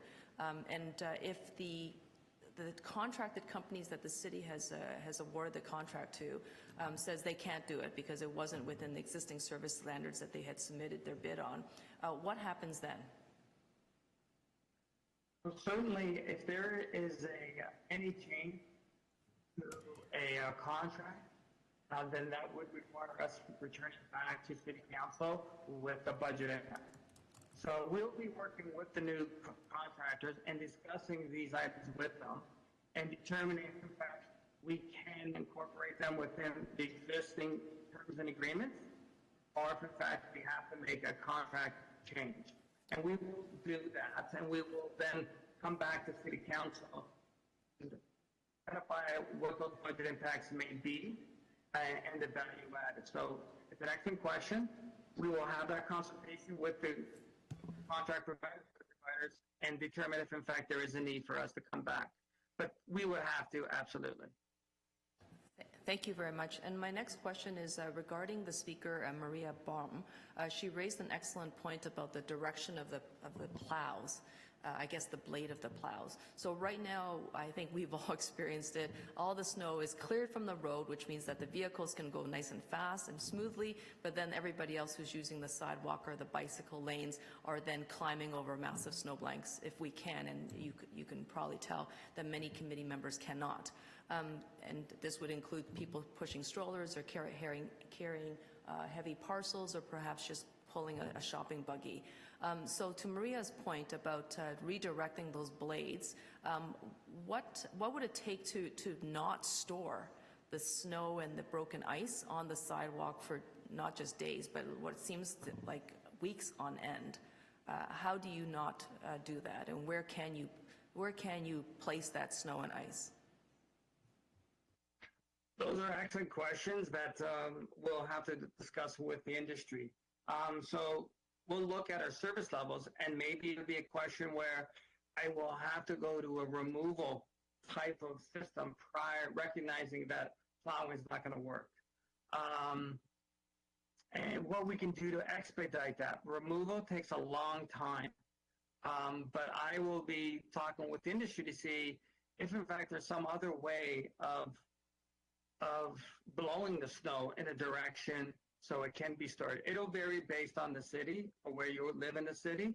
As I mentioned before, some parts of Scarborough do have a lot of storage capacity, so I'll be able to blow it into a specific area. Others I will not. So those are excellent questions that I will be engaging with the winter maintenance industry. There are multiple associations, and seeing, was there a step that I could have done prior to removal that could have dealt with this type of situation? And does the equipment exist that I can then apply that? I don't have those answers at the moment. I tend to get them. And then if there's equipment, then I will run some pilots. I will do some trials to see if, in fact, we'll be able to remove or some type of exercise that does not create these huge windrow piles that exist when you get this amount of snow dropped within a short period of time. Thank you very much, Vince. That was a very helpful answer. And I guess another question is regarding, what other cities do. We oftentimes point to other cities, and in this case, I'm going to point to Sweden. They have and I know you've been cited this example many times. They have a gender equal plowing strategy that basically puts an intersectional gender lens over how they prioritize where the snow plows go first. And oftentimes it's with transit stops, it's where daycares and schools are, TTC, I mentioned transit stops, and bike lanes. So it just basically means that, we have to reprioritize, who gets access or who we try to provide service to, recognizing that some people cannot have access unless we do our job first. So I'm just curious to know, as you develop these new service standards, is it possible to put that specific intersectional gender lens over your analysis? And can you incorporate that work or that type of thinking, the same type of thinking that Sweden deployed on all their municipalities? Can we do that here? And is there a reason why we cannot? Right. I would say theoretically we can, if the data exists, if there is information and data that will be able to give us that type of categorization across the city, and I suspect there may be. This is where I will be working with social development and finance administration and other divisions within the city to help me create a city response. I am not going to suggest I have all the answers. Transportation is not going to suggest that's why I'm going to be working with other city divisions to see if, in fact, there are other solutions to deal with those type of issues like the one that you just described. And if it's not transportation that's going to do that, could it be some other service that will help mobility for those particular segments? So if the data exists, information exists, then we can certainly explore it, review it. But I will be asking my colleagues in other divisions to help me in terms of prioritizing. And if so, if it's not transportation services that will provide that service, who can? Okay. Vince, thank you very much. That was a very helpful answer as well. I think that brings us to the end of our questions. Anyone to speak to the matter? Anyone with motions? Luke, go ahead, please. I have one more question, Vince. And it's with regards to the application process for seniors and those with disabilities. And my question is the extent of snow removal with respect to those applications. I'm wondering if you could clarify what the extent of snow removal is. Is it just specifically limited to the property, the sidewalk in front of the property, or is it a path of travel, say from the person's house to a major artery where there is larger snow removal if the person lives in a smaller neighborhood? Through the chair, it is, to your answer to your question, Luke, it is the former. It is primarily just the sidewalk, that portion of the right-of-way that abuts the property, that we clear the snow. And we clear the snow whenever I activate my mechanical, my machines. That's when I go out for those that are on this program. But it is, as you just described, Luke, it is primarily just the frontage of the portion of the right-of-way, which is usually just the sidewalk or some other area as well. But it does not include a road, or doesn't include driveways or anything like that. Okay, so just to clarify, so that it's just the sidewalk in front of the property. I'm just wondering how someone accesses a destination. I'm thinking just from my own personal experience. It's great that the sidewalk in front of my place is plowed, but it doesn't really help if I'm not able to get off the sidewalk, cross the street, and access public transit or beyond. Absolutely. That is an excellent question. One has to get to a destination. And that destination may involve a number of right-of-ways. It could involve a sidewalk, it could involve a local road, it could involve a bicycle lane. Absolutely.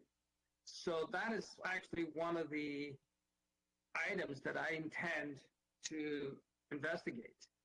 How is it that we can help those with mobility issues get to their destination, recognizing that from point A to point B is a whole series of roads, whole series of right-of-ways, roads, sidewalks, whatnot.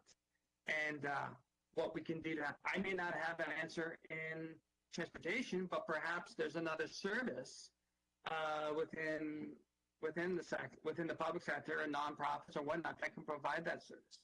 So that's an excellent question, because I recognize, yes, I may clear the sidewalk, but you still have to navigate another kilometer to get wherever you need to go.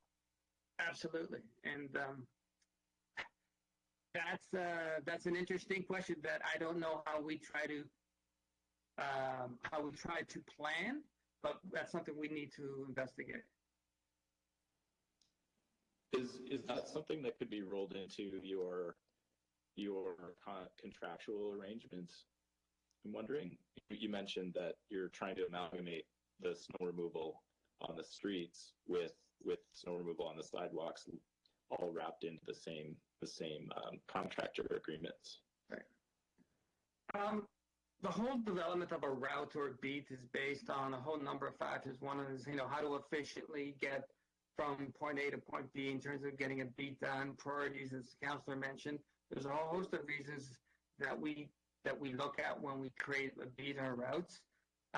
Something like that is almost a customized service that we don't have in our agreement, but that doesn't necessarily say there might be some other solutions. There might be some other solutions to help an individual who's having mobility issues get to their destination or get services that they need.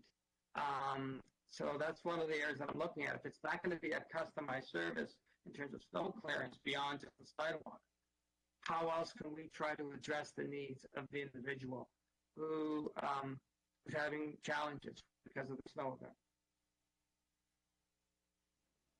Thank you. Luke, anything else? No? Okay. For those who want to speak, and I just want to recognize that, Wendy, we received your draft motion. I just want to get your permission. We are working on another motion that incorporates the spirit of what you're trying to achieve. If you would like to speak first, you can speak to the motion and we'll show it on the screen very shortly. But you can take that time to speak now, just because we're not quite ready with the motion. Thank you, Councillor.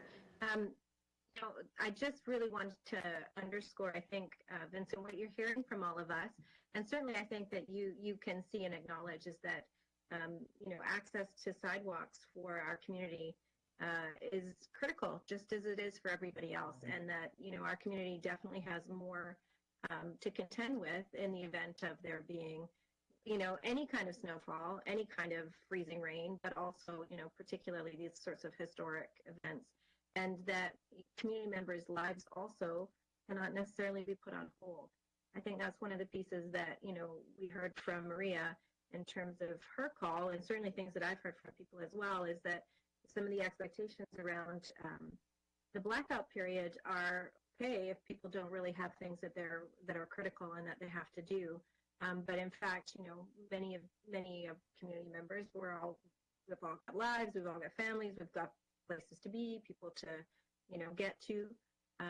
And so what I had submitted in terms of a draft motion, and I guess we'll see when we see the fuller motion, is that there needs to be some sort of consideration for how to acknowledge urgent service requests in the context of it being from somebody who you would consider to be assisted by the Seniors and Persons with Disabilities program. So that's what I'm suggesting, and I guess we'll just wait and see what the combined motion looks like. But thank you very much for your presentation today. Wendy, thank you. Anyone else to speak? We're still working on that motion. If not, we can also stand this item down. We're going to have to just spend a few minutes to sort of refine the language of the motion. Vince, hang on tight. We'll definitely come back to you. And thank you, Jamie, for your help in answering the questions. Then moving along, we are going to proceed to DI 19.4, accessible trick-or-treating. And this is, of course, an accessibility initiative. This is a letter from City Council. We do have 2 speakers on the item. And if the clerks can let us know if they're there, we want to welcome Rich Padula, followed by Sienna Padula.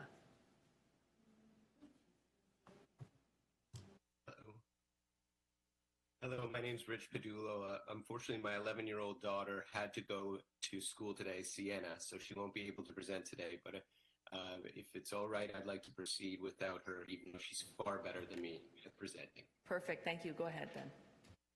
Thank you. I'm here to speak about a movement our family created in Toronto called Treat Accessibly, which creates awareness and inspires action by any homeowner to create a barrier-free, accessible Halloween experience for the over 400,000 children that identify with having a disability in our country today.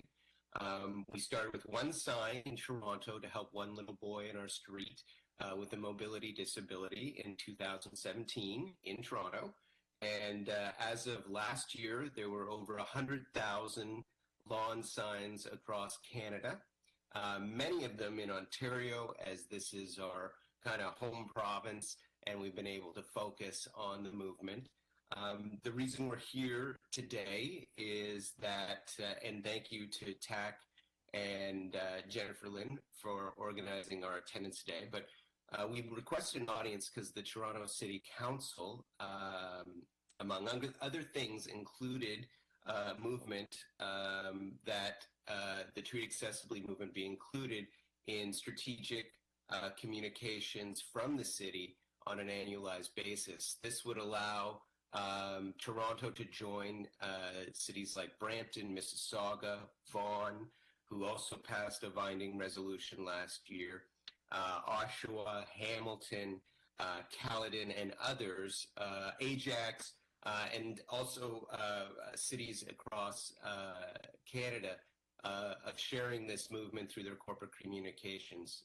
The goal of the movement is to get any home, specifically members of 78% of the population who do not identify with having a disability, acting and actioning and thinking about accessibility on Halloween, and letting that action trickle into their daily lives, whether it be at their business, where they create products, services, work in HR, and really create and accelerate a more accessible country based on leveraging, basically hacking Halloween, which is one of the most popular agnostic experiences that our country shares.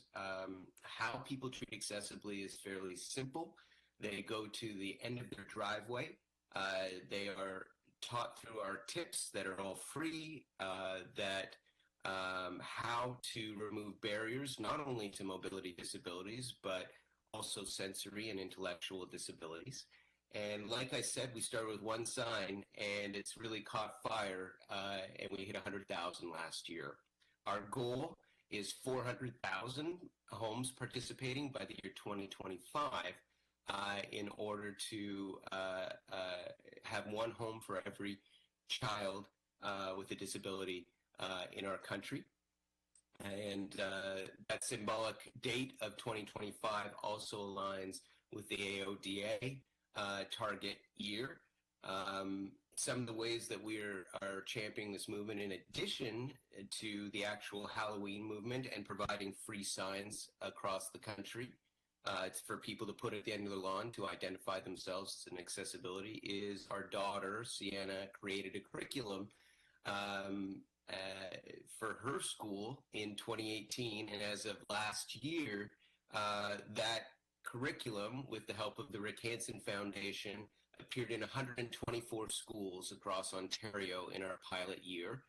And the goal of that curriculum is to create a closed-loop education experience for children where they learn about accessible inclusion, but then our best teachers, our kids, go home and teach their parents how to be accessible at Halloween, creating a truly closed loop experience. Coming up on the last 30 seconds, but next year, every kinder package at Halloween will include messaging about accessible trick-or-treating, and on the back, invite anyone who purchases that, which is 600,000 boxes, to visit our website to learn more about the movement. Canadian Tire and Remax will also be making signs available for free to consumers across the country. That's our 5 minutes because my daughter had to go to school. But I just hope that put a smile on your face, and we're very excited to ask Toronto to support us next year in ways that only a mega city like Toronto can. Rich, thank you very much for your deputation. We are sorry we didn't hear from Sienna, but hopefully we will hear from you folks again shortly. Any questions for our public speaker? Seeing none, I think, Rich, I think everyone is very content with what you've just described to us. I just want to say thank you on behalf of the committee. I think that everyone is really excited and keen on this initiative. I had the honor of seconding the motion that was advanced by Speaker Nunziata. She was a huge fan of the initiative, and I think what she shared with many of the councillors was that this is a program that the city needed to get behind, that it was one that we didn't necessarily offer any support on, besides, obviously some goodwill. I hope to see that at some point in the future, maybe we develop an even stronger formal partnership with perhaps funding and support, and I'm sure that will happen. It's just a matter of not knowing exactly what the needs are. But from what I can tell, there's a lot of strong corporate sponsorship that can come behind this as well. Good work is always recognized, and people always want to champion. So thank you for all that you do. My 2.5-year-old will certainly be taking advantage of that. Thank you, everybody. Thank you. May I have someone to receive the item today? Move. Okay, so move. Wendy, I think your hand went up first. All those in favor? Any opposed? That carries. Thank you.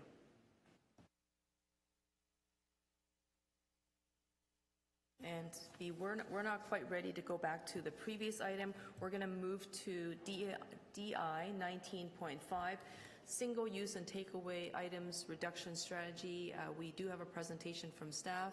Annette, we welcome you, and Michael, I know you're here as well. You'll have the floor and the screen. Go ahead, please.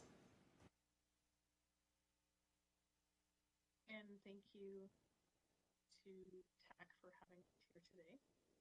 Actually, Michael could not be here with us today, so I have another colleague, Dan, who is... Annette, it's Councillor Bontam. Your audio is a little bit soft for us in the committee room. If you can just lean into your microphone a bit. Thank you. Is this better? Not quite. Can you just try one more time? Yeah, I'm going to change. Hi, this is the host to Annette. It's possible that even though you have your mic connected, or your headset connected, the mic is picking up your voice from your device, whether it's like a laptop or the iPad. Okay, is this better?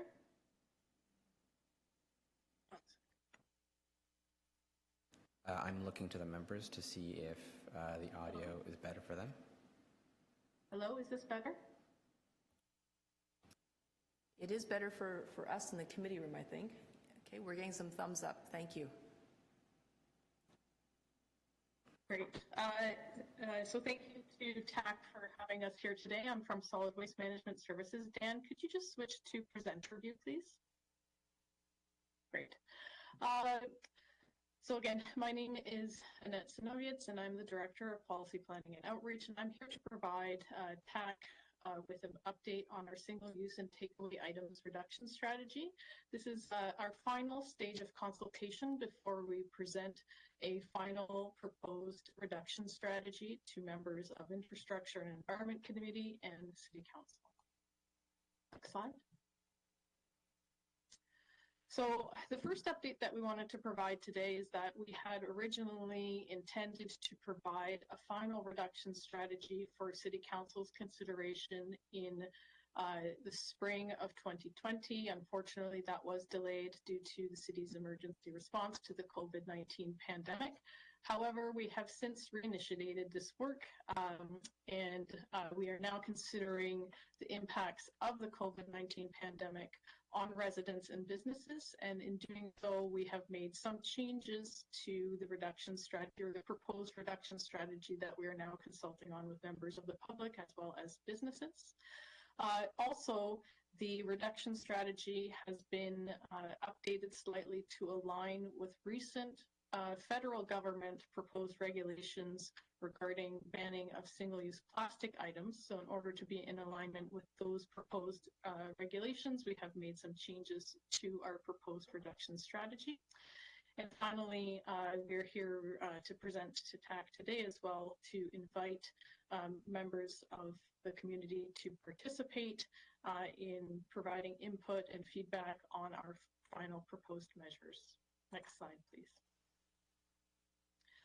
So with respect to the proposed regulations being sought for comment currently by the Government of Canada, they're currently seeking to restrict six plastic items, specifically plastic straws, utensils, checkout bags, stir sticks, six-pack rings, as well as food serviceware containers made from problematic plastics such as black plastic and foam. There are some accessibility considerations with respect to bendable straws, still allowing for these to be sold, as well as provided in long-term care facilities, medical facilities, hospitals, and other care institutions. So we took these considerations and applied them into our proposed reduction strategy that I'll get to in just a moment. So in terms of building upon previous consultations, we are seeking to get additional input from members of the community and the business community, as well as the general public, on input on the expanded list of proposed items, as well as the approaches that we're taking and the proposed implementation timing, as well as seeking feedback on the amount of fees. And I'll get to some of those mandatory measures and bylaws, so you can kind of see how those proposed approaches and fees fit into place with the proposed measures. This information that we'll be gathering during this final phase of consideration, or this final phase of consultation, again, will be presented to the Infrastructure and Environment Committee and City Council in May and June of this year, and it will all be captured in a final proposed reduction strategy report. As with previous consultations, we do recognize that any policies that the city puts into place needs to give regard to and absolutely address any considerations that are required in order to not add additional barriers for persons with disabilities, and make sure that anything that we put in place doesn't create additional barriers for accessibility for individuals. We want to ensure that these programs and policies are inclusive to all, and that any impacts to accessibility would be considered in this round of consultation, as well as any future consultations on these policies. So the next three slides that I'm going to go through are the new proposed mandatory measures that the City of Toronto staff, Solid Waste Management Services, are currently consulting on. So we had originally consulted on an ask first by request bylaw for single-use straws and utensils only. We are now seeking to expand this bylaw approach to other single-use accessory items such as stir sticks, beverage trays, napkins, condiment packages, etc. In terms of the implementation timing that we are proposing, we are seeking an implementation date to have this bylaw enacted in September of 22 of this year. And specifically what this approach would do is it would require businesses to ask customers that are taking food out or purchasing taking food out to either indicate that they require these items, or they would be required to ask a customer if they needed them. So in terms of restriction, again, it would be an ask first by request for these items. One of the reasons why we have expanded this from previous consultations is that, again, we wanted to align with the federal government's approach to reducing plastic waste, and this will help capture additional items. As well, we saw high public interest in the city's single-use and takeaway items reduction strategy to have a little bit more of an aggressive approach and include more items. So again, this approach would be an ask first by request. We are not seeking to ban any of the items listed here, and it would be either the customer would have to ask for these items or the business would be required to ask the customer if they needed them. This would also apply to online ordering or mobile applications where you order your takeout through, and we've seen that some businesses and some platforms are already using this option for the customers to indicate if they need these items. Next slide, please. The next set of items that we're seeking feedback on is a fee-based approach. So these bylaws would be fees that would be applied to single-use plastic and paper bags, as well as hot and cold drink cups. What is new here is that we are also seeking input on fees to be applied to reusable bags, as we've seen some retailers switch from single-use plastic bags to more of a durable bag that they now provide free of charge. And we wanted to ensure that there would be some disincentive to hand these out freely, or incentive for the customer to indicate that they wanted them only by soliciting, or I guess eliciting a fee on the reusable bag.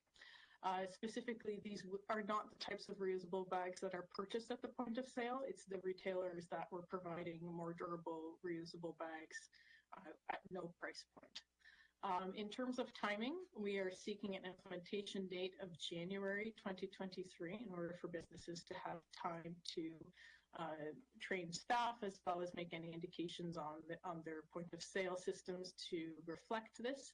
Also on fees, we are again seeking feedback input from the public on the amount of fees to be charged. So we reflect on the fact that when we originally consulted on the fee amounts was pre-COVID, and we recognize that there could be economic hardship on both businesses and the residents in the city of Toronto. So we wanted to, again, test the amount of fees that would be appropriate for these measures. Next slide, please, Dan. The final change to our reduction strategy is that we had originally proposed a ban on polystyrene plastic foam or expanded foam for takeout containers and cups. We are no longer considering a ban that the city impose a ban on foam or any other items at this point. Some policy rationale for this change is that this item is actually being captured again by the Government of Canada regulations for food serviceware that is difficult to recycle or environmentally problematic. So their implementation or their proposed regulatory timelines would be pretty much consistent with what we had originally considered before. So about a 2-year time frame to have these items removed from circulation. So instead, we'll be supporting businesses to take voluntary actions to reduce these types of items. And also, we wanted to reflect on again, economic hardships for some businesses due to the varying measures that they've had to respond to during the pandemic. So we're no longer proposing a ban on polystyrene foam. Next slide, please. In terms of consultation activities, this phase of consultation opened on February 8th and will remain open until March 4th of this year. We held a couple of virtual stakeholder meetings with members of the business community last week, as well as the general public. There is an online survey that people can complete, or businesses can complete, that will be open until March 4th. There's also an online narrated presentation that is very, very similar to the virtual public meeting. So in case you're not able to attend that, it will basically walk you through the presentation so that you'd be prepared to answer the online survey if you wish to get some more information that way. Next slide, please. So in terms of how we have been communicating more broadly about this reduction strategy. We're looking at communicating with other city divisions that also may be having customers or clientele, or in engagement with residents that may be interested in commenting on the proposed reduction strategy. We've sent an email out to our waste strategy listserv that has over 7,000 contacts, and we've sent a number of invitations to business communities and stakeholders so that they can also access and be familiar with what we're seeking in terms of feedback for this phase of consultation. We have also connected share information on the reduction strategy so that we make sure that we do hear from all members of our community. I mentioned already that we do have a recorded presentation that has closed captioning available on our website. So if more information is wanted on a little bit more detail of the reduction strategy, it can be found at www.toronto.ca/single-use, and you can find again a link to our survey as well as the closed caption presentation that has been narrated. Or alternatively, any comments can be provided over the phone by calling 416-392-3760. Also, we accept feedback and input, of course, or any questions for further information through our waste strategy email. So that's wastestrategy@toronto.ca. Again, the phone number is there should you prefer to give us a call, and our website is there as well. In terms of when we will be closing off this consultation process, we're looking to receive comments by March 4th of this year, and those comments will help inform the final proposed reduction strategy presented to Infrastructure and Environment Committee in May and June of this year, and City Council. Thank you. Annette, thank you very much. I would like to see the screen so I can see all the members' faces. Are there any members with questions of staff? Okay, starting with Wendy. Go ahead, Wendy. Thank you, Councillor, and thank you, Annette, for your presentation. I wonder if you could clarify for me the status of single-use plastic straws, because it sounded to me like it's included in the ask first or request, but then you made a comment about them being widely available in medical settings, including long-term care and hospitals. And I wonder if you could clarify that for me. The reason I'm asking is, one, because I'm seeking clarity, but two, just to say that, you know, many people with disabilities live in the community as well. So while, you know, certainly within long-term care institutions, you will find many of the residents are people with disabilities. People with disabilities also live in the community too. So I wonder if you could just comment on you know, the status of the single-use straws and how the decision was made around medical institutions. Thanks. Through the chair, thanks for your question, Wendy. Yeah, I will clarify. So the approach, again, that the city is taking is an ask first by request at basically food establishments. Mainly that would be the areas in which this bylaws would comply. I think I can do a better job of explaining the where these products would still be available is that the federal government is seeking to ban the manufacturing, import, and sale of plastic straws, and it's provided for some exemptions to continue to allow flexible straw use for hospitals, medical facilities, and long-term care. So I hope that helps to explain a little bit more. Our bylaws would only apply basically at food establishments.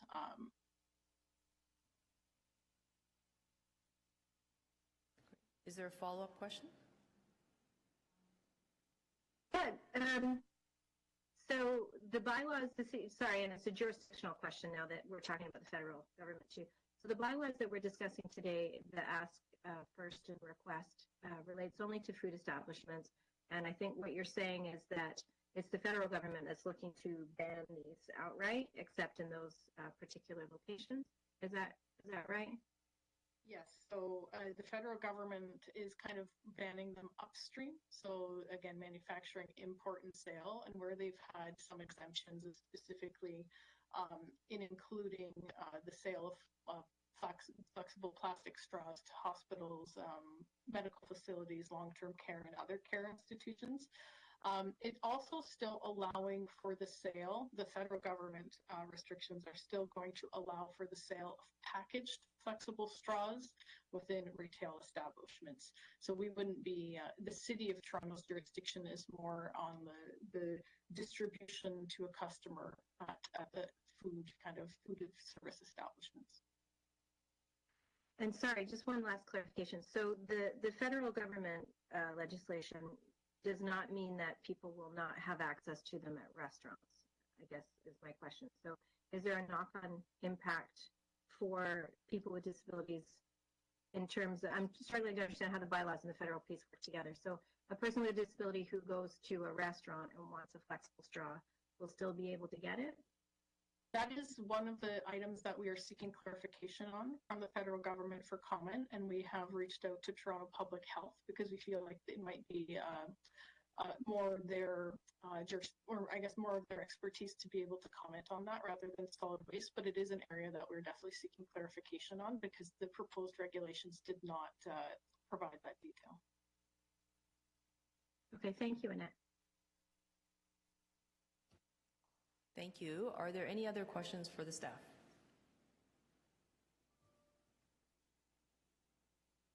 Okay. Seeing none, are there any speakers?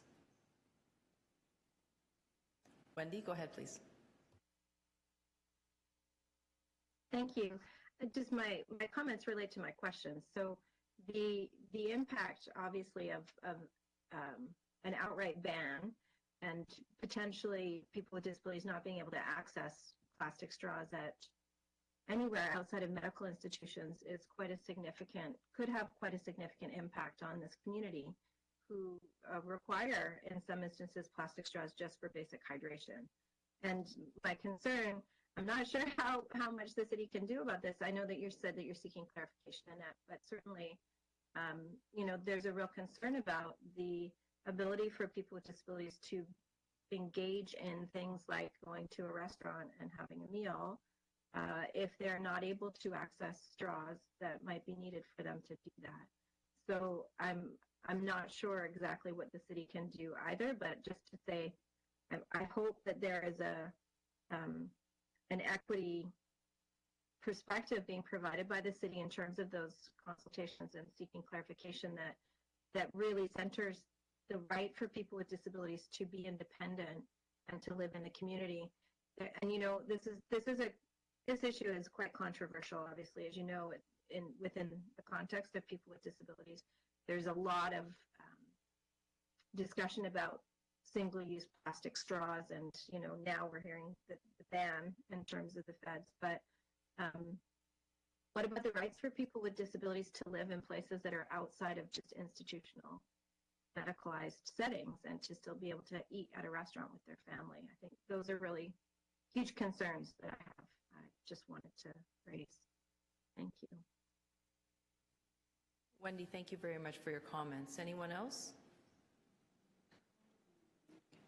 Seeing none, I just want to add my voice to this conversation, and just very briefly, I recognize that there's many things that we sort of take for granted, and I suspect that as we have sort of gone about our regular business, we have a very limited vantage point just based on who we are, and although there are some really exceptional intended outcomes, which of course is to eliminate the use of single-use plastic and to do everything we can to be good environmental standards, I can't help but sort of lend my support to what Wendy has just identified. I have some very dear friends who need some assistance when we go out, and some of those assistance is perhaps an extra person to sort of help guide them and feed them. But at the same time, without the tools at those restaurants, it just means that they may not be able to be with us in the way that we would like to have them. And even then, with a personal support worker or a friend who knows how to help navigate around the dining table, it is already a challenge. If we were to do everything we can to make sure that we can have the environmental outcome that we're striving for, which I think is absolutely a key and an objective we all want to obtain, but at the same time not be absent-minded about the unintended consequences, even if it is for a smaller subset of the population.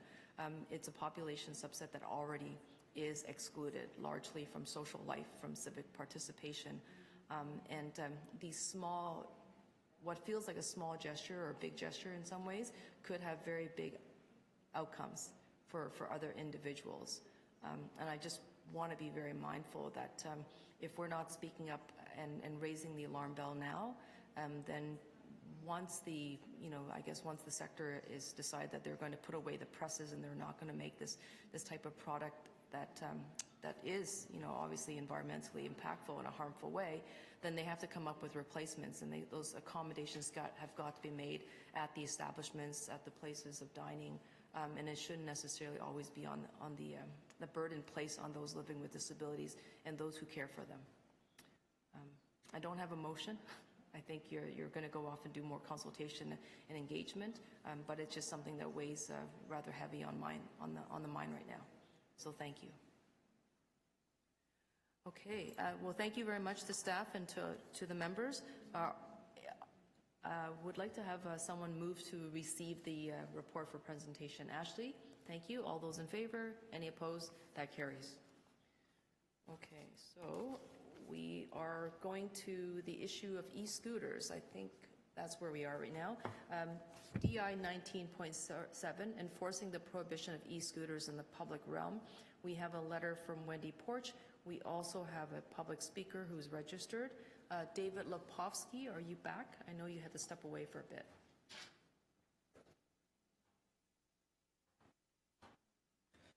To the chair, that speaker does not appear to be present in the session. Okay. Thank you very much for letting us know. Are there any questions of the mover of the letter? Maybe I'm going to toss a few of them at you, Wendy, if that's all right. Obviously, your letter is coming before the committee because there are some observations made that City Council, this committee took a strong position that e-scooters, the kick scooters, should be prohibited. But what are your observations? Have we gone far enough? We've created the bylaw that says it should not be permitted. What else does City Council need to do to ensure that that bylaw is upheld and enforced? Thank you, Councillor. I don't believe that we have gone far enough. I think that the bylaw has been created and there has been no public education around the creation of the bylaw.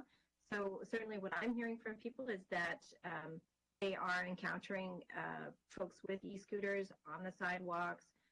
There are reports of people, coming quite close to colliding with them. And then expressing that these e-scooters are actually not supposed to be operated in that way in the city, and having confrontations with people who are operating them. I think also, aside from there being a broad general lack of knowledge about the banning of e-scooters in terms of the City of Toronto, there is also a lack of an enforcement mechanism. So in the event that somebody does encounter, in fact, people that I've spoken to who have encountered people using e-scooters in the city and have tried to intervene with the individuals who are using them, it's not clear where the individual who is saying, you can't use these e-scooters, it's not clear where they can go in terms of trying to enforce the bylaw. So I don't think that there's been any public information made available for people who feel that they have been endangered as a result of somebody else's e-scooter use, to go and make their case and to find out how they can enforce the bylaw. So I think on two fronts, we have not gone far enough. Wendy, thank you very much. And I guess because this is a great example of the unintended consequences, that we've created a bylaw and the bylaw is not necessarily being publicized. And I guess, from your vantage point, we have a bylaw that's not being enforced. We have a general public that doesn't necessarily know that the e-kick scooters are banned.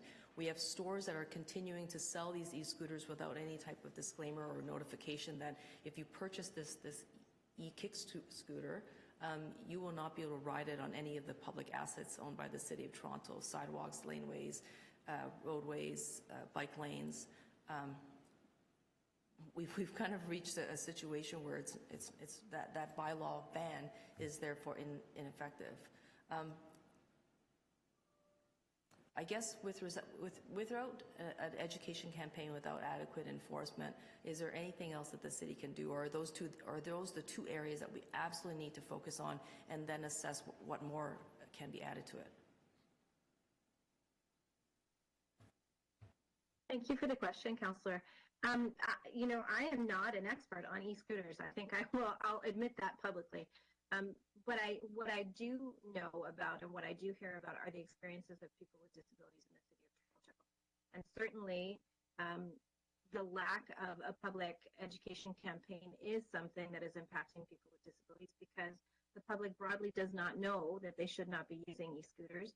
And so the onus ends up being on the individual with a disability or the senior who says, you know, you shouldn't be doing this. And they're potentially putting themselves in, you know, harmful kinds of confrontations when they're asking people not to use the scooters. So, and that piece also, coupled with the lack of enforcement, it has effectively rendered, I think, this bylaw sort of moot. It doesn't seem to have any impact if we don't have a public education campaign that says this is the case, that you should not be using them, or an enforcement mechanism for people who encounter them to be able to report that and have something happen. So I do think at the very least, we need to focus on these two areas in order for this bylaw, which is enacted by the city, to become something that has any kind of teeth to it. Wendy, thank you. Jason, is that your hand up? You have questions? Yes, thank you. I'm wondering if there's a way that we could invite either bylaw enforcement.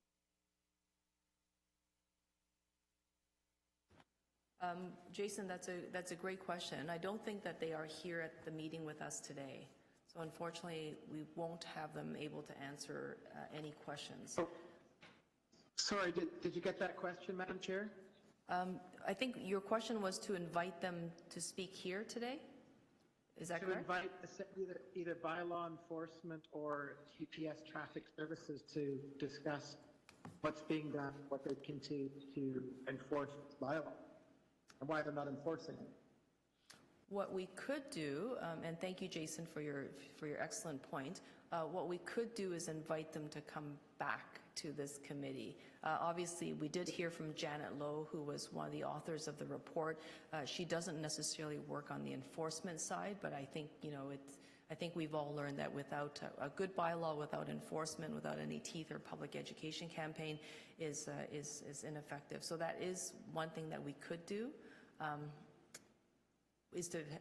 We could defer this particular item and have staff come back at the next meeting and we can deal with it comprehensively. I don't want to necessarily do that without consulting with the mover of the letter. I also recognize, just so you know, David Lepovsky sent us a note that he'd be back at 12, so I was hoping to make sure he had a chance to have his say as well. Should we stand this item down, just because I know that David really wanted to speak to this? We do have a little bit of grace time now. We were kind of pressed around the clock. We can go back to the previous item around snow removal and table that motion, then come right back to this one. Ashley, I see your hand up. Go ahead, please. I just wanted, since we have a little bit of time, I just wanted to give a shout out to Wendy. I observed and listened to her interview with Steve Pagan on the agenda, that very famous Ontario program, and she represented the voice of accessibility very eloquently, insightfully, and accurately. So I just, as a fellow committee member, I just like to give a shout out and thank her for her voice, because it was certainly very professionally done and yet meaningful. So thank you, Wendy. Hear, hear. Thank you, Ashley, for saying that, and thank you, Wendy. I couldn't agree more. Okay, so why don't we stand this item down? We do have to go back to the snow removal operational impact, and hopefully by the time we come back to this item, David Lepofsky will be with us. Okay, so heading back to DI 19.3, I promised you I would have a motion, and this motion actually incorporates the remarks and suggestions from our esteemed member, colleague, Wendy. If the clerk can please put this on the screen, and I will persevere to read it. City Council direct the General Manager of Transportation Services to recognize and quickly respond to urgent service requests made by people living with disabilities or seniors, even during blackout periods. Create a proactive accessibility service standard by incorporating an intersectional gender equity lens, similar to Sweden's gender equal plowing strategy. Prohibit city snowplows from storing snow and ice on sidewalks and bike lanes that create additional accessibility barriers. That suggestion came from our public speaker. Have staff develop a public education campaign to inform property owners, business operators, residents, landlords, and tenants about the city's winter maintenance strategy, and to clarify the division of responsibility for snow and ice clearing and removal. Report through the 2023 budget process on the funding required to ensure that the city can meet its revised levels of service,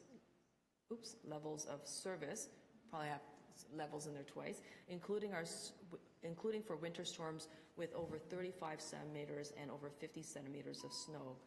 City Council forward the Council's decision on the report from Transportation Services from the January major snowfall and winter maintenance operational response to the city's Toronto Accessibility Advisory Committee for information.